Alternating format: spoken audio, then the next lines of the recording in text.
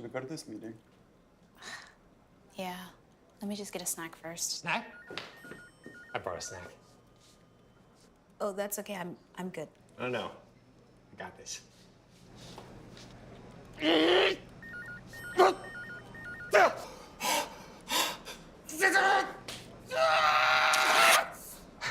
Told you I brought a snack. There's a better way to eat pickles on the go. Sucker Punch, the snack with a snap.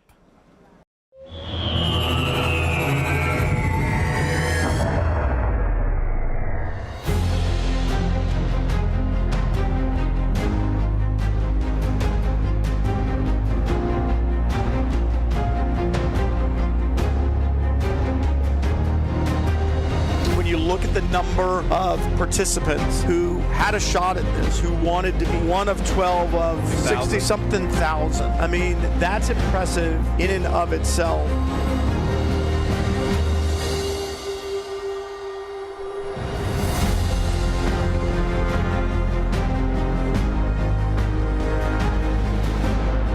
What a diverse group of drivers, what a diverse group of participants. Just really cool. They should all be very, very proud.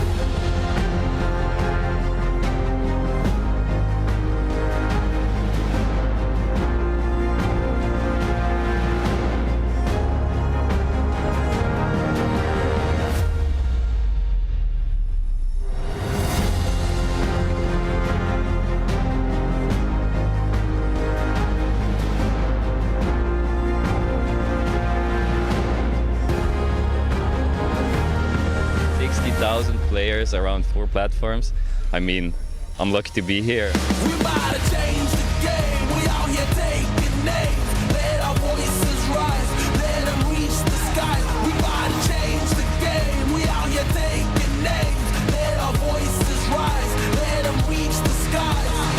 Hickory, dark, giving them to determine. Right in the storm, but focus on rainbow connections like Kermit. The water on my shoulders, it was a burden. Now I don't notice it, everything turning, everything shifting, doing it different. I'm floating, I'm drifting. Shout out the slums, round the world we uplifted, doing it big. We about to change the game. We out here taking names. Let our voices rise. Let them reach the skies. We about to change the game. We out here. Every one of them deserves to be there, celebrating the fact that they were here and a part of this very first ever Prodigy Week for Racing Prodigy, and what a 3 days it was. And here we go, they're gonna spray it, and let's see if they've learned how to spray the champagne.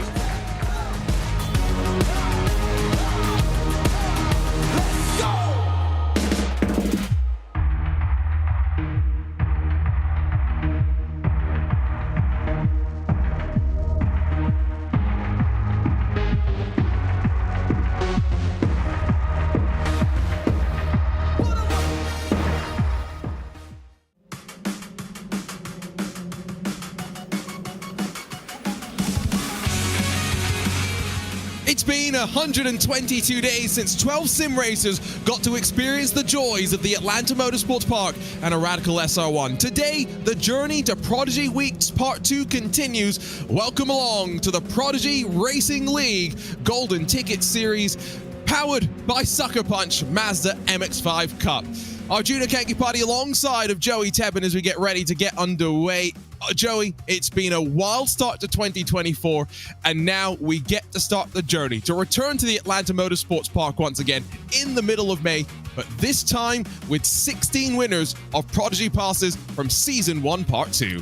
And today, we get to give out the first one, and it's a little bit of a bread and butter combination for sim racing. Lots of drivers who start out in sim racing, they start in the Mazda MX-5 Cup car, low power, low weight, very nimble. Road America, it's a track everybody knows across the world. You go on any simulator, you're dealing with Road America. It is possibly the best possible place to start this series of tournaments and give out that first Prodigy Pass today. Of course, it's been a while, so if you're just joining us in this Prodigy Racing League journey, what are we trying to do? Build a pipeline for E to Real, to give opportunities for those in sim racing to try and make it in the real world, not just to get a chance to drive a car, but to win a professional real-world contract to drive in the real Prodigy Racing League, hopefully to begin in 2024. That all, though, has to come after the Prodigy draft. There's a long way to get to there. Let's talk to you about the format for this Golden Ticket Series on RaceRoom. 3 parts to this. This is the first of them.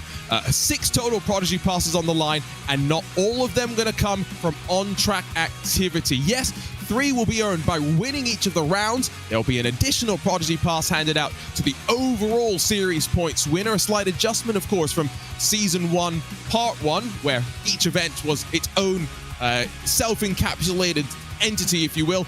And then, of course, the best part, in my opinion, Joey, the Prodigy Search Selection Committee makes a return, and 2 more drivers will join the rest at the Atlanta Motorsports Park by making their case to the committee.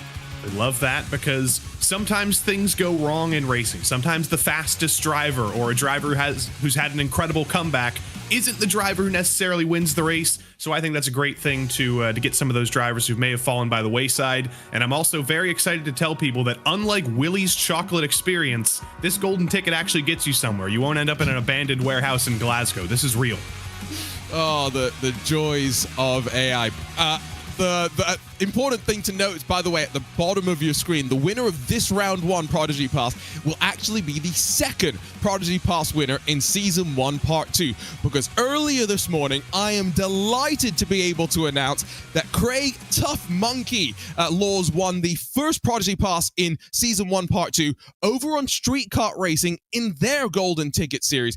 45-year-old Brit was a top 3 finalist in one of our Prodigy Search Selection Committees last year, spent 5 months getting fit in the hopes to get to the Atlanta Motorsports Park. We still have 2 more events left in Street Kart Racing, so go on to the Apple App Store, download it right now. Yes, you can get to the Atlanta Motorsports Park by playing an iOS game, and in the case of Lawrence Beerton, let's not forget, by being a professional 737 pilot.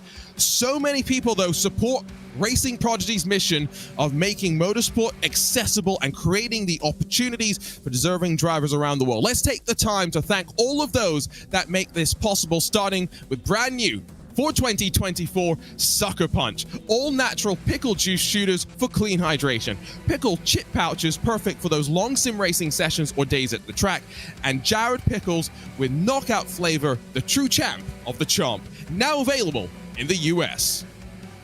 Mazda Motorsport has partnered with Racing Prodigy to continue its mission of supporting race drivers, enriching lives, and developing the next prodigies. Mazda is supporting participants by providing $2,500 in coaching vouchers for the Racing Prodigy marketplace.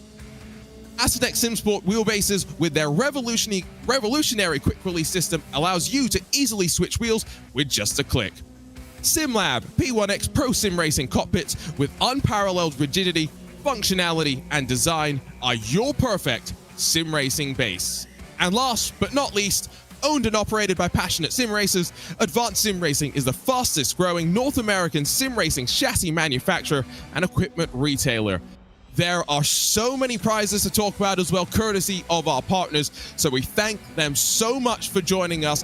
One thing that, as practice is coming to a close, drivers out on track right now, maybe we can cut back to us in our virtual commentary booth, because the fine folks over at SuckerPunch wanted to make sure that we had some pickles. Now, Joey, unfortunately, is getting slightly green screened off. He only bought the one bread and butter flavor. I went double fisting, and I've also got the 3 pepper spears. Joey, you're trying to open it up right now. Give it a taste. Is that what you're trying to do? I'm trying my best, but this is, I don't have my, oh wait, no, I do have my little thing. I have a jar opener right here. It's in the shape of a jar. I can't talk and open it at the same time because I need 2 hands, but I tell you what, before these 15 seconds are up, I'm opening this pickle jar. I'm very intrigued as to why you... Okay, I'm watching the jar opener in action. There we go. Joey, you gonna eat a pickle for us on screen? There we go. Fantastic. I ate a whole mustard seed. I'm in the mood now. I'm energized. I'm powered up. Bread and butter. It's fantastic. Available across the US. We had some of the SuckerPunch products actually available at Prodigy Week Part 1, and I saw a picture of Ciro Zambra quite enjoying one of the pickle chips after the karting session we had on day 1. Which one did you have again, Joey? You had the bread and butter. I had the bread. I'm a bread and butter pickle fan, sweet and spiced. What do you have over there? You had the spicy one as well. I also have, yes. Now it is 6 o'clock in the morning. I woke up about 30 minutes ago, so I'm not particularly hungry. No so breakfast Joey's, pickles? No, not for me. Joey's the one with the sacrifice today. I will eat. You know what they do have? They have Bloody Mary mix, Joey. That's for the morning. Should we break that out for the search selection committee next time? That's what I'm thinking. A Bloody Arjuna? How about that? Special treat? That doesn't sound so good. We didn't, No, by the it way, get the Arjuna runs around the Atlanta Motorsports Park in Prodigy Week Part 1 because we were so busy. So that is still a dream. Just before we go on track, by the way, quick little note. All of our Prodigy Week participants, including the coaches as well, got this rather cool little Prodigy Week, whatever you want to call it. Joey, what's the name for these things? A token? A coin? Token? A little pickle chip? Little pickle chip. I thank Matt Fasanac for giving me mine. It's really cool, all the little details that Racing Prodigy is including to make sure that everyone feels included and remembers the experience. I already see a handful of the participants from Prodigy Week Part 1 in the chat. And here is the beautiful SuckerPunch Mazda MX-5 Cup car of Michael Romanidis as he works his way around in qualifying. Now, drivers get plenty of time, you would think, 10 minutes, but with the lap times here, over 2.5 minutes in time. Not many attempts they'll get in qualifying itself. And Romanidis, Joey, one of the drivers that joined us in Part 1 on a handful of occasions across of the simulators as well. Yeah, he's a driver who loves to do everything in the world of sim racing, whether it's on any of those simulators, but didn't quite come good in any of them. He was so fast every single event he participated in, every single tournament. He was up in competition for the win, just didn't go his way though. He's coming back. He's going to be just as fast, just as consistent. And I think coming into this whole season of tournaments here, I think Romanidis is probably going to be the favorite. He's going to have a big target on his back to get one of those Prodigy passes at some point in the next couple weeks. And that's the big change, right? The fact that, yes, this is an event where you can win a Prodigy Pass, but points are important as well because it's a season. There's incentive to build yourself up. And let's not forget, we're racing in this race room competition in the MX-5 Cup car on iRacing, still with the support of Mazda Motorsport, actually in the spec MX-5, so slightly different machine. As I mentioned, long lap times, Michael Romanidis a 2:32.8 and seemingly gets the opportunity then to reset back to the start of the lap and go again with fresh tires. His qualifying lap around a track this long though, half a second clear.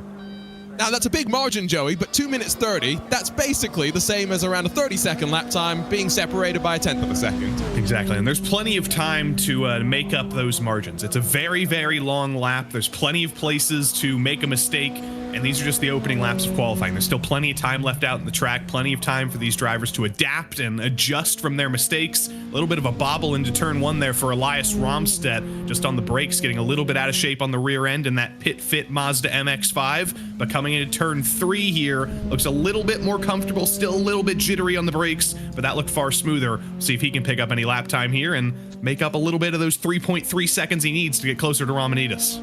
Now, every driver last season had a distinct dedicated livery. This year, we've slightly mixed it up and actually have partner cars. So, you know, we have the SuckerPunch car of Romanidis, the pit fit car that we see on the left side, and then the SimLab car of Nikodem Wisniewski that we see on the right side of the screen. So really love that we get this opportunity to just shout out those that make this all possible, as well as being able to just, at least for the commentators, pick out the cars a little bit easier. Look at that rise up the hill, though, as Nikodem Wisniewski rises to the line. Now, where's that going to put him in the qualifying order? Would expect him to be up towards the front, and goodness, he's gone straight to the top.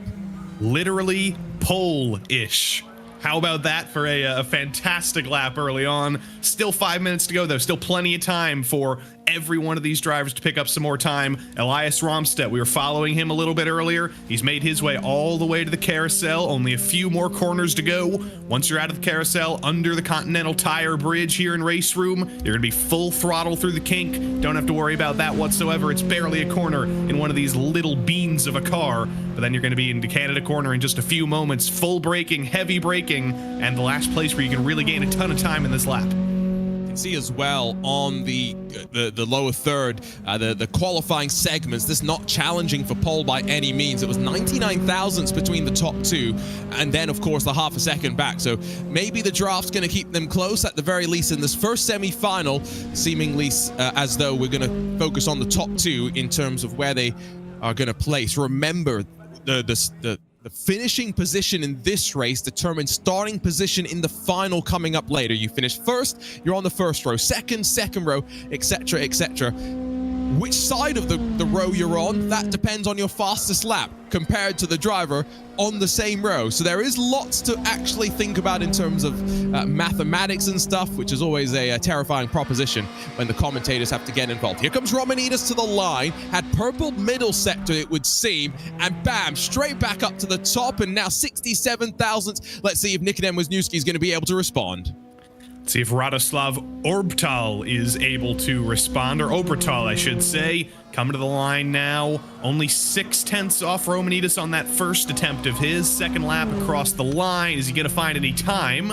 Looks like the answer is unfortunately no for him for now, but he will get one more shot with 3 minutes 20 left on the clock. And as we just watch through the carousel, the tight line being taken, let's not forget that Nikodem announced this past week, or was it the last week? It feels like time flies in the world of sim racing. But 5 years he spent as part of the Williams esports team has now come to a close, has not announced where his new team is going to be, but left with Kuba Brzezinski, and you would assume that the two Poles are going to do something quick. So purple sector 1 and then slightly off in sector 2, but we're talking thousandths here. It's the difference of being maybe 2 meters later on the brakes and keeping tidy, keeping calm. And as they work through Canada corner, Joey, this still looks relatively tight. He just has to now get out of the final corner well.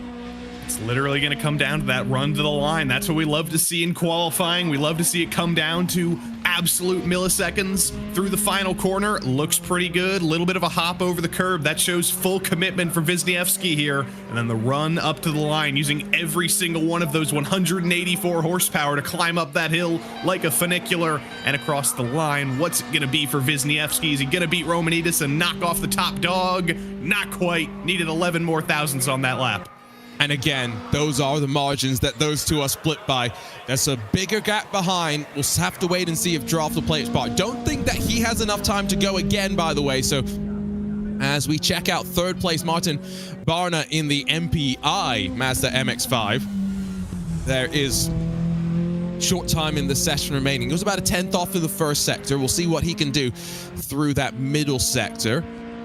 Mazda Motorsports, of course, partnered up with Racing Prodigy for this Season 1 Part 2, but we actually had a handful of the Mazda family at Prodigy Week Part 1 helping us out alongside the likes of Max Papis. But for those that watched all the action at Daytona in the Mazda MX-5 Cup Series, Weston Workman, who was all the rage up towards the front, he was there and helping behind the scenes. Connor Zilic, who of course took the world by storm, winning in the LMP2 class, part of the Mazda family in the past, he was there coaching, replacing Max Papis. I think that goes to show just how highly some in the world of motorsports think about him. That middle sector, Joey, half a second off. That's clearly where Romanides and Wisniewski making up the time in that middle sector. I think a big part of that is definitely just, a lot of it is experience, a lot of it is definitely practice though. In this car, you need to find the rhythm, and through the middle sector, through the final sector, there's a lot of those rhythm corners. There are 2 heavy braking zones on this track, but everywhere else, you've got to keep the rhythm. This could be a little bit close for third though, as Martin Barna brings it to the line. He only needs 1/10 to hop up a couple spots. Unfortunately, it's, it is a Barna burner for him. At the last second there, did get up to third, and he'll get third by a 3/1000th. And so these race results are going to flow on past, or qualifying results, I should say. So just keep a look, find where your favorite driver is. Romanides at the front, of course, Wisniewski second, Barna third, Cravey then down in fourth, Heidegger fifth, Orbital, Cesare, Uduai, Solnil, and then Hakkinen, the rest of your top 10. And only 8 tenths between them as we start to go down through the rest of the list. Ivan Fornes, Kamto, Chukwura, Frieder Bralin, Sven de Vries, Daniel Rezkowski, Oliver Brent, Elias Romstead, Cy Prithvi, I think that's Alessandro Vilma, Marco Almeida, Max Muller, and Carlos Ocono, the 22 drivers who qualified and now thrown into a brief warm-up session before they get to go racing. 20 minutes can be thrown on the clock. We've got 2-minute 30 laps. So let's be real, Joey. There's not many laps to work. If you didn't qualify well and you're trying to work your way into the top 12 to advance to the final, get yourself forward quickly. The thing about Road America is it's so long that it almost is like 2 laps in one. You've got the first half of the lap, which is a lot of straight lines, a lot of heavy braking zones. Then you have the second half of the lap, which is more of a handling course, high-speed corners like the carousel and the kink, and those final couple of corners in the final sector. So if you're going to be looking to be moving forward, you're going to be trying to make your moves in that first sector, you're going to be trying to stick with your fellow drivers in the second sector. It's the best racetrack in the world, in my opinion, in terms of passing. So there's going to be lots of opportunities. And if you are a little bit lower than you would have liked, I think you're going to be happy with your opportunities in this place at least. That's for sure. I mean, we couldn't have picked a better place to get started. Round 2 in this Mazda MX-5 Cup Golden Ticket Series on RaceRoom, sponsored and powered by SuckerPunch, is actually going to begin in just a few hours' time at Brands Hatch with the Grand Prix layout. So don't forget to go to racingprodigy.com. Get your Racing Prodigy membership today. The RaceRoom Game Pass gets you access to every PRL event on RaceRoom for the next 12 months at only $14.99. Your chance to jump in. And there's not just the Prodigy Pass, as I mentioned, in terms of pricing. Top 25% in the series eligible to win a SimLab P1X Pro Sim Racing Cockpit, 25 $50 gift cards for the Racing Prodigy Coaching Marketplace, as well as 3 Advanced Sim Racing $100 gift cards and 3 $50 Advanced Motorsports Coaching gift cards. So plenty still for those up towards the front as they look to try and continue to develop on their own personal journeys to becoming racing prodigies. There's 1 and 2 in qualifying, 2 top-level esports drivers. And look behind Joey, Nikodem Wisniewski, you've actually got the name tag from ESLR1. One of the coolest things about any LAN event is seeing your name printed on something and then taking it home. And that may be cool for him. I'm sure he's very happy to bring that out of the event, but it's very good for us because we can see his name. We don't even need to know what his face looks like. We can see any guy there. We see his name, and that's exactly what a commentator needs. But Michael Romanidis was on the left there. We know what his face looks like at least. We don't need his name. Is Michael Romanidis one of the people that has a mirror behind him, by the way? He has a piano behind him, or a keyboard at least. Okay, so he's got to play us. He had a mirror last time, but he's since closed off the mirror and he's become a musical maestro. And if he wins this race, he better play us a tune over there. Yeah, he needs to play us the. We need to write a royalty-free tune, I should say. He needs to write us a theme song for the Prodigy Racing League. He could play it for us at the start of every show. If he does that, he gets a Prodigy Pass, guaranteed. He did have, by the way, a mirror still behind him. Not distracting at all. So, drivers ready for a standing start. Lights coming up. And already, focus intensity rising here at the start of Season 1, Part 2. The journey to Prodigy Week 2 begins. It's the Prodigy Racing League Mazda MX-5 Golden Ticket Series on RaceRoom that's underway.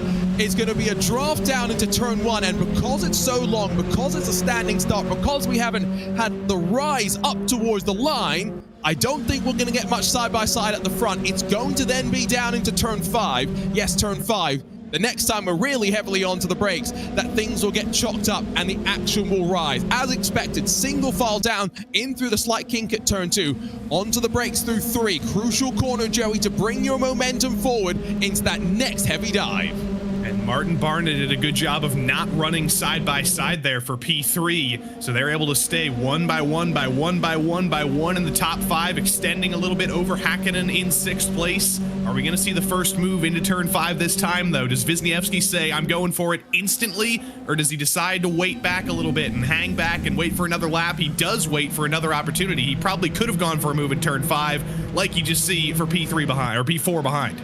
So that's Martin Barner holding on to 4th. You can see not much chopping and changing as up under the bridge at Turn 6 will come. Looks like one driver at the back slowing down and losing a little bit of time. That's Araskowski in the 23rd position. So outside of that, 22 drivers still focus on that top 12 and trying to hold on to the positions where they are. Not seeing the top 2 break away. Now, let's not forget, what was it, half a second or so in the qualifying session. Keep an eye on that as drama down the back. That's a chaos and timing tower going alight. Yeah, bad news for fans of Ivan Fornes. He had a big contingent in the chat rooting for the only Spanish guy in the race, but unfortunately he's gone to the back of the field. He's going to have to hope to recover here. David Nemchek in the middle of the field. He's in kind of an interesting position. He is in the last spot outside of the top 12. He's up 10 spots from the start, though. He's been on the move. And that's, you see the margin in front. He's got to keep an eye on the two that are battling so they don't break away. Side by side for 5th. Could be side by side for 11th and 12th as well. But as they rub doors, RG Bargy in towards Bill Mitchell Bend. It's all going to work out for the time being. We'll bring those behind just a little bit more into the fight as Nemchek's gone around. I think Almeida got tagged up as well. There's a little bit of a commentator's curse there. Just as Nemchek was doing such a good job, he instantly gets sucker punched back to the field, unfortunately. And so as they rise to the line, you see just how much of a climb it is as well. That margin between 2nd and 3rd already up to 1.6. That draft has been closed, and that's why no challenge on the opening lap. It might not come, to be honest, until the final couple of laps.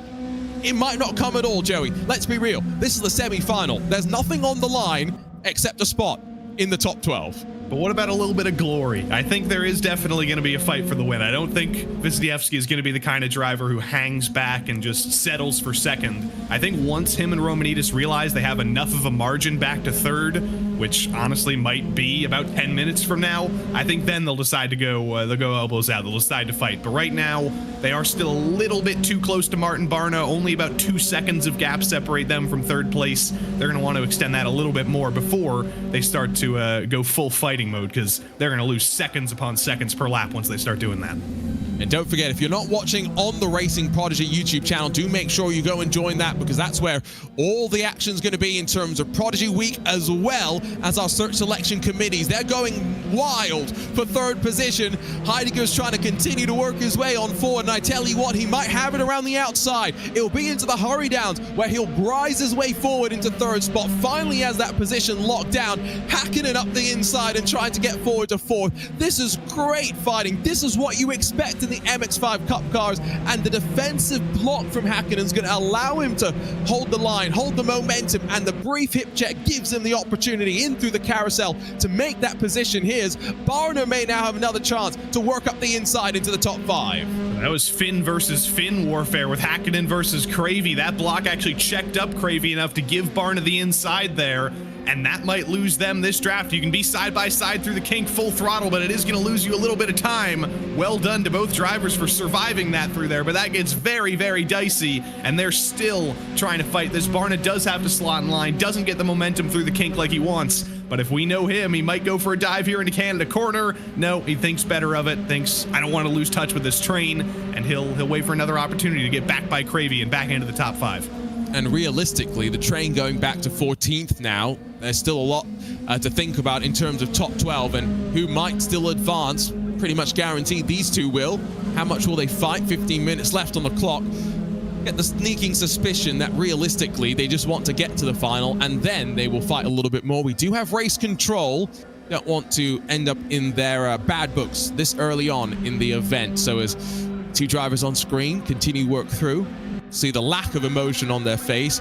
You best believe if we get to the end of this, the final, and there's no emotion, it's probably because an esports racer won. Joe, we had plenty of emotion from our Prodigy Pass winners in part 1 last year. Yeah, it's an interesting part of being a high-level esports athlete, because you're kind of used to success. You're used to that kind of emotion. So maybe we don't see the same amount of emotion we will with other drivers. But here's Chuck Wura losing out one spot. He falls out of the top 10. Still okay to lose that one spot to Udowie, but just as he does that, Udowie's a little bit all over the place and may open the door for Chuck Wura to go for another move to get back into the top 10 into turn 5. There's a couple of drivers behind they'll be wanting just to keep an eye on. You see the margin between 12th and 13th holding it about a second or so. If they go 3 wide, it might be an issue. Drive-through penalty for Udawai, so that's actually going to promote these drivers who are battling for 11th and 12th forward a position, and that's what I mentioned about the live race control. Surprised that going so defensive after you've been told that you're going to have to come down pit lane. Chukwura forced to the outside where you can hold your car, just runs out of time, longer distance around the track, and that's the first driver that's found out the wrath of the race control in 2024. Probably not the last by any means, Joey, especially in these Mazdas. Yeah, these. If you ever watched one of these races in real life in the Global MX-5 Cup, they get a little bit crazy. They like to bang the bumpers off of them, especially at Daytona and Sebring, where they're all in a pack, and Road America too, for that matter. this is how MX5 racing tends to go. But this is good news for Braun in P13 because he's actually going to be the next beneficiary into the top 12 once Udowie gets penalized, and he's got 2 seconds ahead of Leedstra a little bit further back, and that is a comfortable margin, at least for the moment, for him. So, into Canada corner. Oh, this is just costing them even more time. They're fighting for third as well, but this is where you really have to keep your focus, right? Because top 12 is what matters. Those that work forward. Chuck Ware are going to now just try and hold on to the line that he's got. Going to probably see Udowie off to driver's right-hand side as they head out of the final corner to serve that drive-through penalty. Might not be forced to do it this lap, though, and that might frustrate those behind. Chuck Ware leans on one of his fellow competitors as they work out of the final corner and not coming down to serve that penalty first time of asking. Now, draft's going to be a factor, maybe bump drafting as well on the run to turn 1. I think what Udowie's trying to do here is he is going to serve the penalty, I would imagine, but he's just trying to extend a gap here. If he can lead the drivers behind him into getting into a little bit of trouble with each other, that opens the opportunity for him to have a couple more positions once he pits. But Chuck Ware isn't going to let him do that. He dives it into turn 1. It's not a heavy braking zone into turn 1. That tends to happen through there when you send a dive, but excellent job by both of those drivers to save that and keep it going straight. And so working on forward, slides on through. So as Frida Braun sits in 11th, you can see behind that Chuck Ware is now still in the thick of the fighting and not far removed from these drivers that we watch on your screen. Ivan Fornes recovering after his own little spin. Oh, turn 5 is going to be the site of plenty of battle right now, isn't it? We're not even halfway through this race, and drivers trying to make sure they're in position at the right time. Fornes going to dive it on through. Going to give no track position to the car that was on the outside, but that's all right. 11 minutes left on the clock. This is the thing about not having many laps, Joey. At a track like Road America, doesn't mean there's lack of passing opportunities. And I'm no linguist, Arjuna, but forno in Italian means baked in an oven, so I wonder if fornes in Spanish means the same thing, and maybe that means he's used to being sent into the gauntlets of fire and being baked in an oven of pressure. At the front of the field, still no emotion, no battling as we close in on half race distance to open up Season 1, Part 2 of the Prodigy Racing League. Again, we mentioned Michael Romanidis has been here quite a while. I don't remember seeing much, to be honest, of Nikodem Wisniewski, so going to be interesting to see how he will get on moving forward, but there's not just change, of course, from 2023. Not just the winner of this event that will get the Prodigy Pass. The overall series points winner after 3 rounds will win a Prodigy Pass as well. And so both of these drivers, do you think, quite well positioned to find opportunities to join us at Atlanta. And Joey, I think that is going to slightly tweak the mindset in the final. Is it worth risking it to go for the win if second place gives you the points to feel solid and stable and know that first probably isn't going to be racing moving forward? It's the great battle of do you want instant gratification or do you want to wait for it? Do you want to win your way in instantly or do you want to take the risk of waiting 3 weeks and 3 events for qualifying and getting enough points? I think most of these drivers are probably going to want to go for the win instantly just to get themselves that comfort. They don't have to continue fighting. They don't have to continue suffering, and they can retire on their laurels and move in with 1 win and not have to worry about anything else. Yep. Back to all of the fighting. Udowie still staying out there as you've got Braun now just trying to hold off a freight train behind. Going to get pushed to make the move into turn 3. Commits, but maybe not as much as he needed to. Leaning off of the corner, and that's going to be Chuck Ware. That's almost off. He got self-corrected there, I tell you, by one of his fellow competitors. It's been an eventful day for him, to say the very least. And that's going to promote Sven de Vries into P12, and once Udowie serves that penalty, that's going to give Ivan Fornes P12. He's going to be up into the top dozen, but he's got a little bit of work to do to be able to do that. I can look at that send down the inside. That's the look of focus that we often expect from drivers, knowing what is on the line. Top 12, remember, advance to the final. That's what is really important in the first semi-final of the event. Of the round, I should say. We've got semi-final 2 coming up next, and another qualifying session, of course, to look forward to for them. I mentioned it slightly earlier, but Joey, race lap times do matter. Finishing position here determines which row you start on in the final. Which side of the row? Would you be on the inside, on the outside? That's determined by the race lap compared to the driver on the same row as you. It's not confusing at all. No, it's the old Prodigy zipper. We've had it for every event, or almost every event so far, and I think that's a perfect merchandise opportunity. Sometime this year, we got to break out the real Prodigy zipper in honor of the qualifying format. Ooh, I like the sound of that. The Prodigy Racing League zipper. Apparently the coin that we talked about, by the way, pre-race, is called a challenge coin, to give it its full and proper title. So challenge coins coming again, I hope, for Prodigy Week's part 2, even though it's basically going to be just the same, just with new dates, because we're going back to the Atlanta Motorsports Park.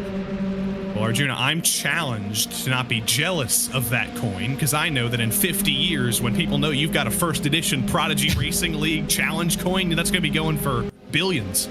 Can't wait till we get back out there for the Atlanta Motorsports Park experience. Really extremely interesting track, as finally we see Udawai serving the drive-through penalty. 7 minutes left on the clock. It's going to release a handful of drivers, you'd assume, to go out there and fight. Relatively slow pit lane speed limit as well here, and that's him down to the back, unfortunately. So, who's now sitting in the hot seat? It is it Sven de Vries? It is indeed. He's got a bit of a gap behind him. We check out once again the fight for third on back, and, well, drivers that have been going at it hammer and tongs, and one driver almost pushing out a little bit wide. I believe that was Martin Barna. Love to see the Finn versus Finn battle here. Hakkinen versus Cravey. They've got to try and work together, actually, here, because Romanides and Wisniewski have well and truly taken control of this race. 6 seconds in the lead. So if they want any chance of catching those two guys once they start fighting, I think they might need to stick together here and stay single file, not to lose even more time. On the other hand, they may be thinking, well, there's only 6 minutes to go. There's 5 seconds of gap. We might as well throw everything at each other and keep fighting here, because first and second are probably off the table. So out through the hurry downs, Camto Chukwueze left the scene of an incident. Couldn't quite figure out who the other two cars that were involved, but from the timing screen would indicate David Nemchek was one of them, and Max Mueller would have been the other. You can see on Chukwueze's face, I think that he's recognized that all these incidents, Joey, have taken him out of contention for a top 12.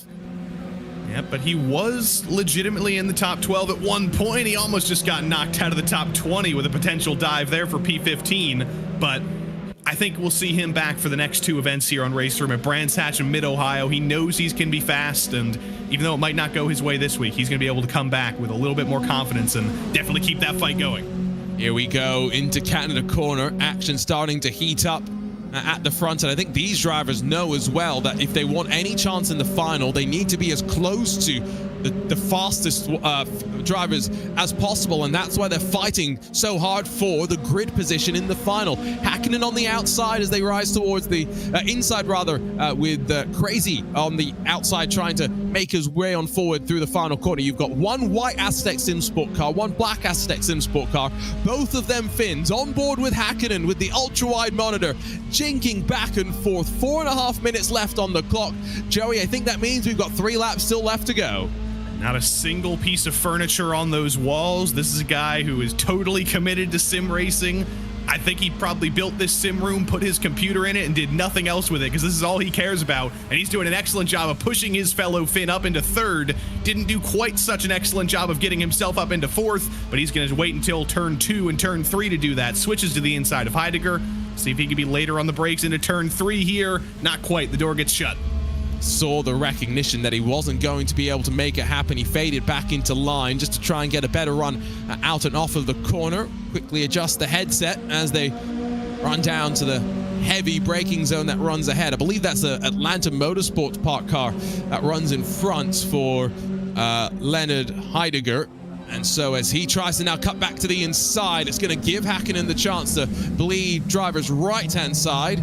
It's a great, intriguing action just watching the racecraft being displayed. Heidegger's now got a chance to fight back forward to third. Is Cravey going to give him the chance to send it? He really leans on the Finn on the outside as they work out of turn 6. There's a look at Heidegger, who's got an interesting perspective of A, the sauna, but B, we can see his hands at work as well on the shifters, just a moment's notice ready to shift in what is now a sequential car. Let's not forget.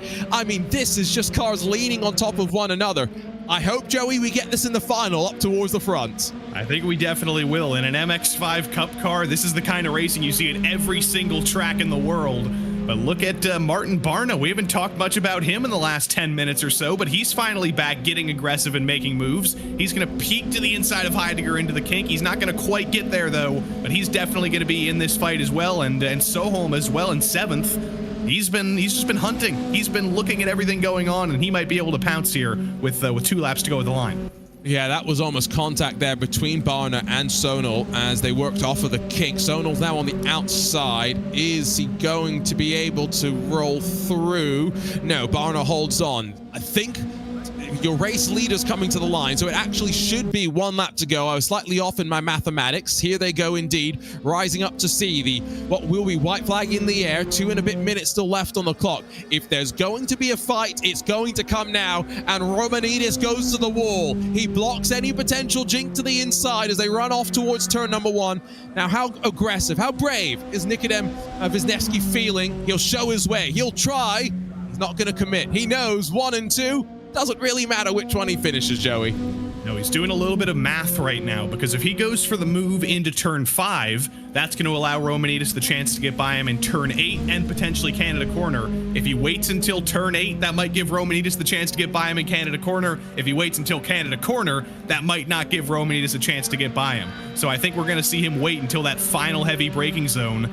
Or he might decide that's a little bit too risky. He might want to get the position on track when he can get his first opportunity and just continue fighting from there. I don't see any kind of peek to the inside just yet. Now he goes for it in turn 5, but he slots back in line again. Still thinks it's too early. Yeah, Coanda, of course, just a quick shout out to them because Ian Chen Guven, who often represents them in various sim racing competitions, has just won the 12 Hours of Bathurst in the real world part of Manti EMA. And so Michael Romanidis wanting to make that step from virtual to reality, from E to real with the Prodigy Racing League.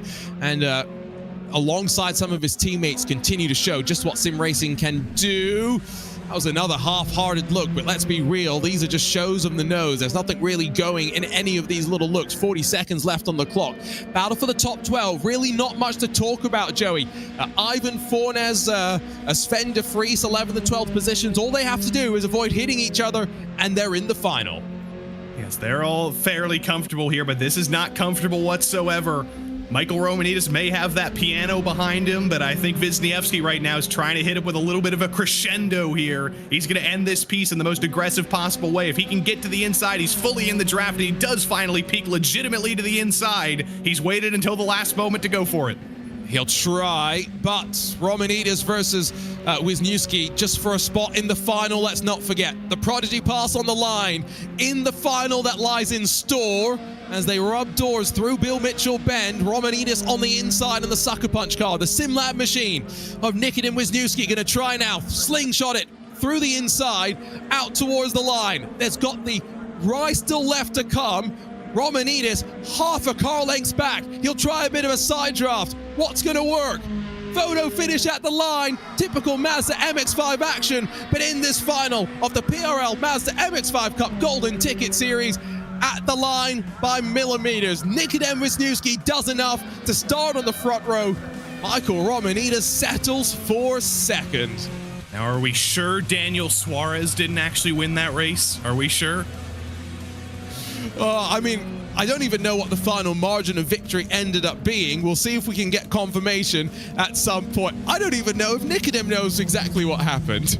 I think he knows exactly what he did. He was doing that Nikodem Wisniewski math in his mind, saying, if I go for that move too early, Romanidis is going to fight me back, but if you wait until the final heavy braking zone of the track, there's almost nothing he can do to fight back other than keep it side by side through that whole final sector, and that worked out perfectly.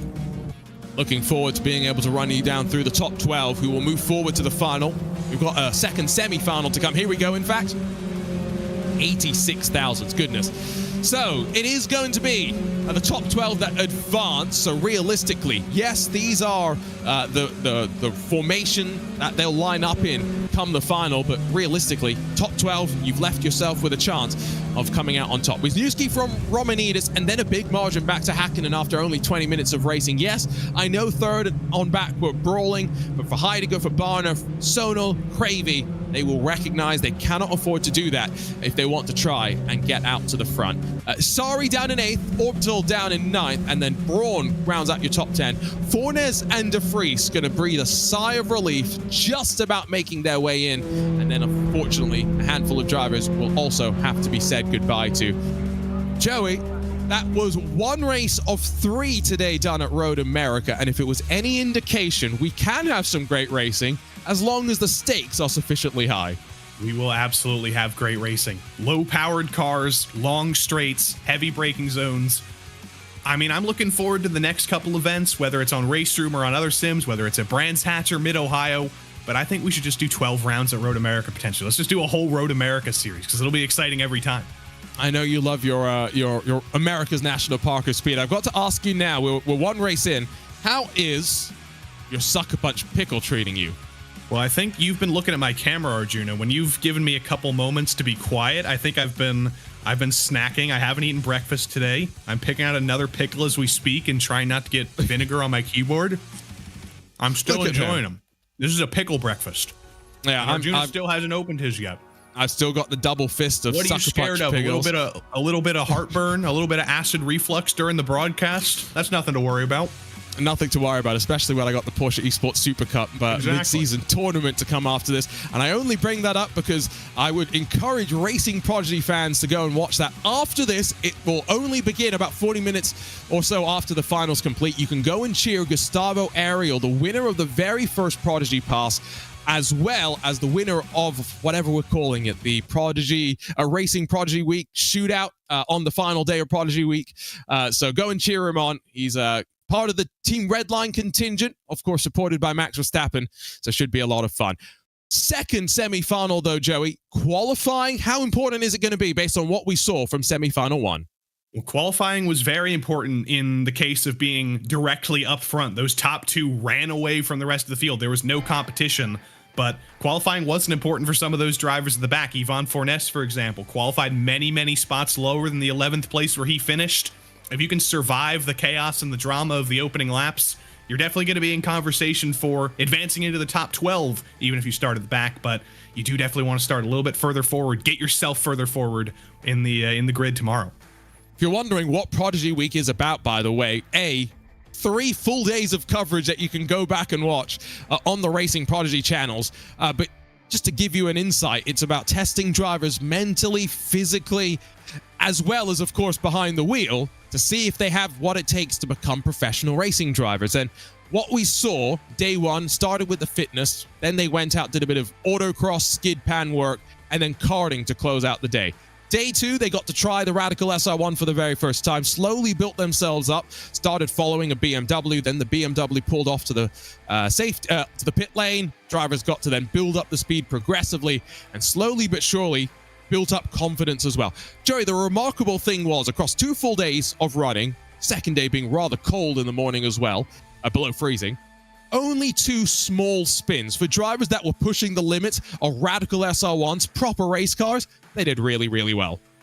They did, and we only shouted out one of those spins in the promotional video at the start of this, so that second spin gets to be forgotten by history. But it's so tough to translate control of a simulated vehicle to a real vehicle, because you're not actually feeling the G-forces and the physics of a real car when you're in a sim race. You might be feeling a little bit of motion, you might have a little bit of butt kicking, a little bit of shaking, a little bit of noise, but you're not feeling G-forces, and that's very tough to adapt to when you make that transition, and all 12 of them did a very good job. Yeah, and there are too many people that made all of it possible to thank. So I just want to make that crystal clear. From our broadcast team, Brian Till, Jen Moxley joining us, as well as our entire Selly production team and everyone else at the track that made it possible. Primal Racing, preparing all of the cars, making sure they were ready to go, dialing them in. Weston Workman, like I mentioned, part of the crew, one of the Mazda MX-5 drivers in the real world, has got the scholarship, of course, to go racing. And then the coaches. We had the likes of Max Pappas, Boris Said, Kenton Cook. I mentioned Connor Zilich, Randy Popes. Who am I forgetting? probably more great names. And every time I talk to one of the prodigies, Joey, they just talked about how much knowledge they were being able to draw from their coaches. And I mean, I'm starting to grow a similar amount of hair to Boris Said, so I'm going to feel a connection to him always. But those are just incredible people to learn from. The list of names, whether it's Boris Said, for example, who has literal decades of experience, or it's Connor Zilish, who's still 17 years old. He's still got to wait to make his NASCAR starts because he's not 18 yet, but he still has a wealth of experience in real life racing. And both aspects are very adaptable and very useful when you haven't driven a real car yet, and you may have the skills to do so. They just need to be molded and adapted a little bit, and you need some help to do that. I knew I forgot one, Jesse Iwuji. I was racking my brain. I was thinking I've forgotten one. I feel so sorry. It was great to meet Jesse and have him join us as well. Connor Zilish, by the way, can you imagine being an 18-year-old kid rolling into your high school class the day after the Daytona 24 with your Rolex on your wrist? Well, he posted he went to the mall to get it certified or aligned or whatever you do with the watch. You can see I don't have a watch, so I don't know what you do. But they thought, well, look at you. They thought it was fake. But he was like, I'll show you the replay. I did win. I'll open up Peacock and show you the finish of the race. Well, he was resizing it. So, a lot of the watches that have metal bands, Joey, you take out some of the bands. If you've got a smaller wrist, you put more in. If you have a bigger wrist, watches, fantastic stuff. Bragging about his bands, as always. No, I'm not fancy enough. I've just got a leather strap, you see. If I can adjust it myself, I'm not fancy enough to go to a store. Okay. Anyway, one semifinal in the books. We're getting ready to go for semifinal number 2. Don't go anywhere here for Racing Prodigy action in the Mazda MX-5 Golden Ticket Series on RaceRoom, sponsored by SuckerPunch.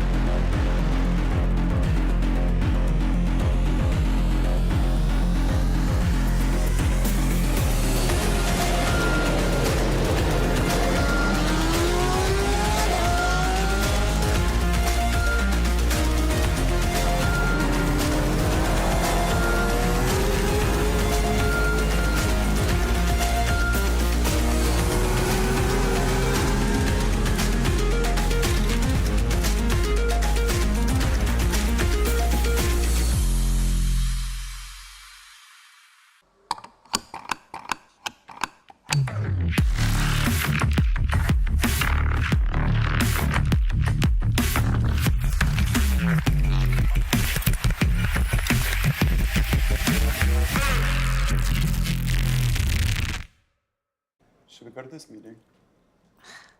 Yeah. Let me just get a snack first. Snack? I brought a snack. Oh, that's okay. I'm good. Oh, no. I got this.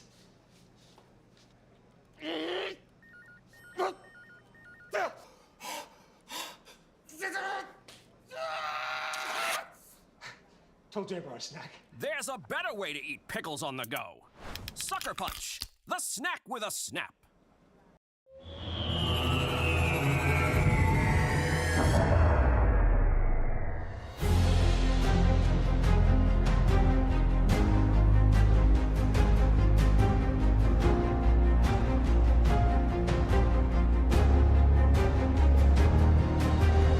When you look at the number of participants who had a shot at this, who wanted to be one of 12 of 60-something thousand, I mean, that's impressive in and of itself.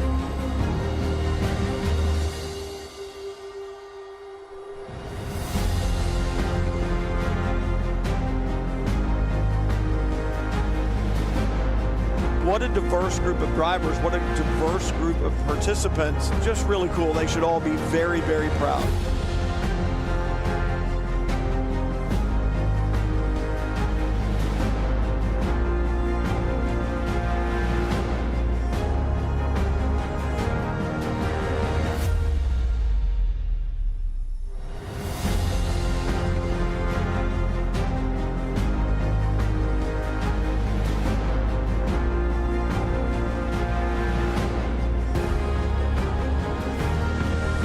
60,000 players around 4 platforms. I mean, I'm lucky to be here. We about to change the game. We out here taking names. Let our voices rise. Let them reach the sky. We about to change the game. We out here taking names. Let our voices rise. Let them reach the sky. Hickory, dog, giving them Mr. Determined. Right in the storm of focus on rainbow connections like Kermit. The water on my shoulders, it was a burden. Now I don't notice it, everything turning. Everything shifting, doing it different. I'm floating, I'm drifting. Shout out the slums, round the world we uplifted. Doing the big. We about to change the game. We out here taking names. Let our voices rise. Let them reach the skies. We about to change the game. We out here. Every one of them deserves to be there, celebrating the fact that they were here and a part of this very first ever Prodigy Week for Racing Prodigy, and what a 3 days it was. And here we go. They're going to spray it. And let's see if they've learned how to spray the champagne.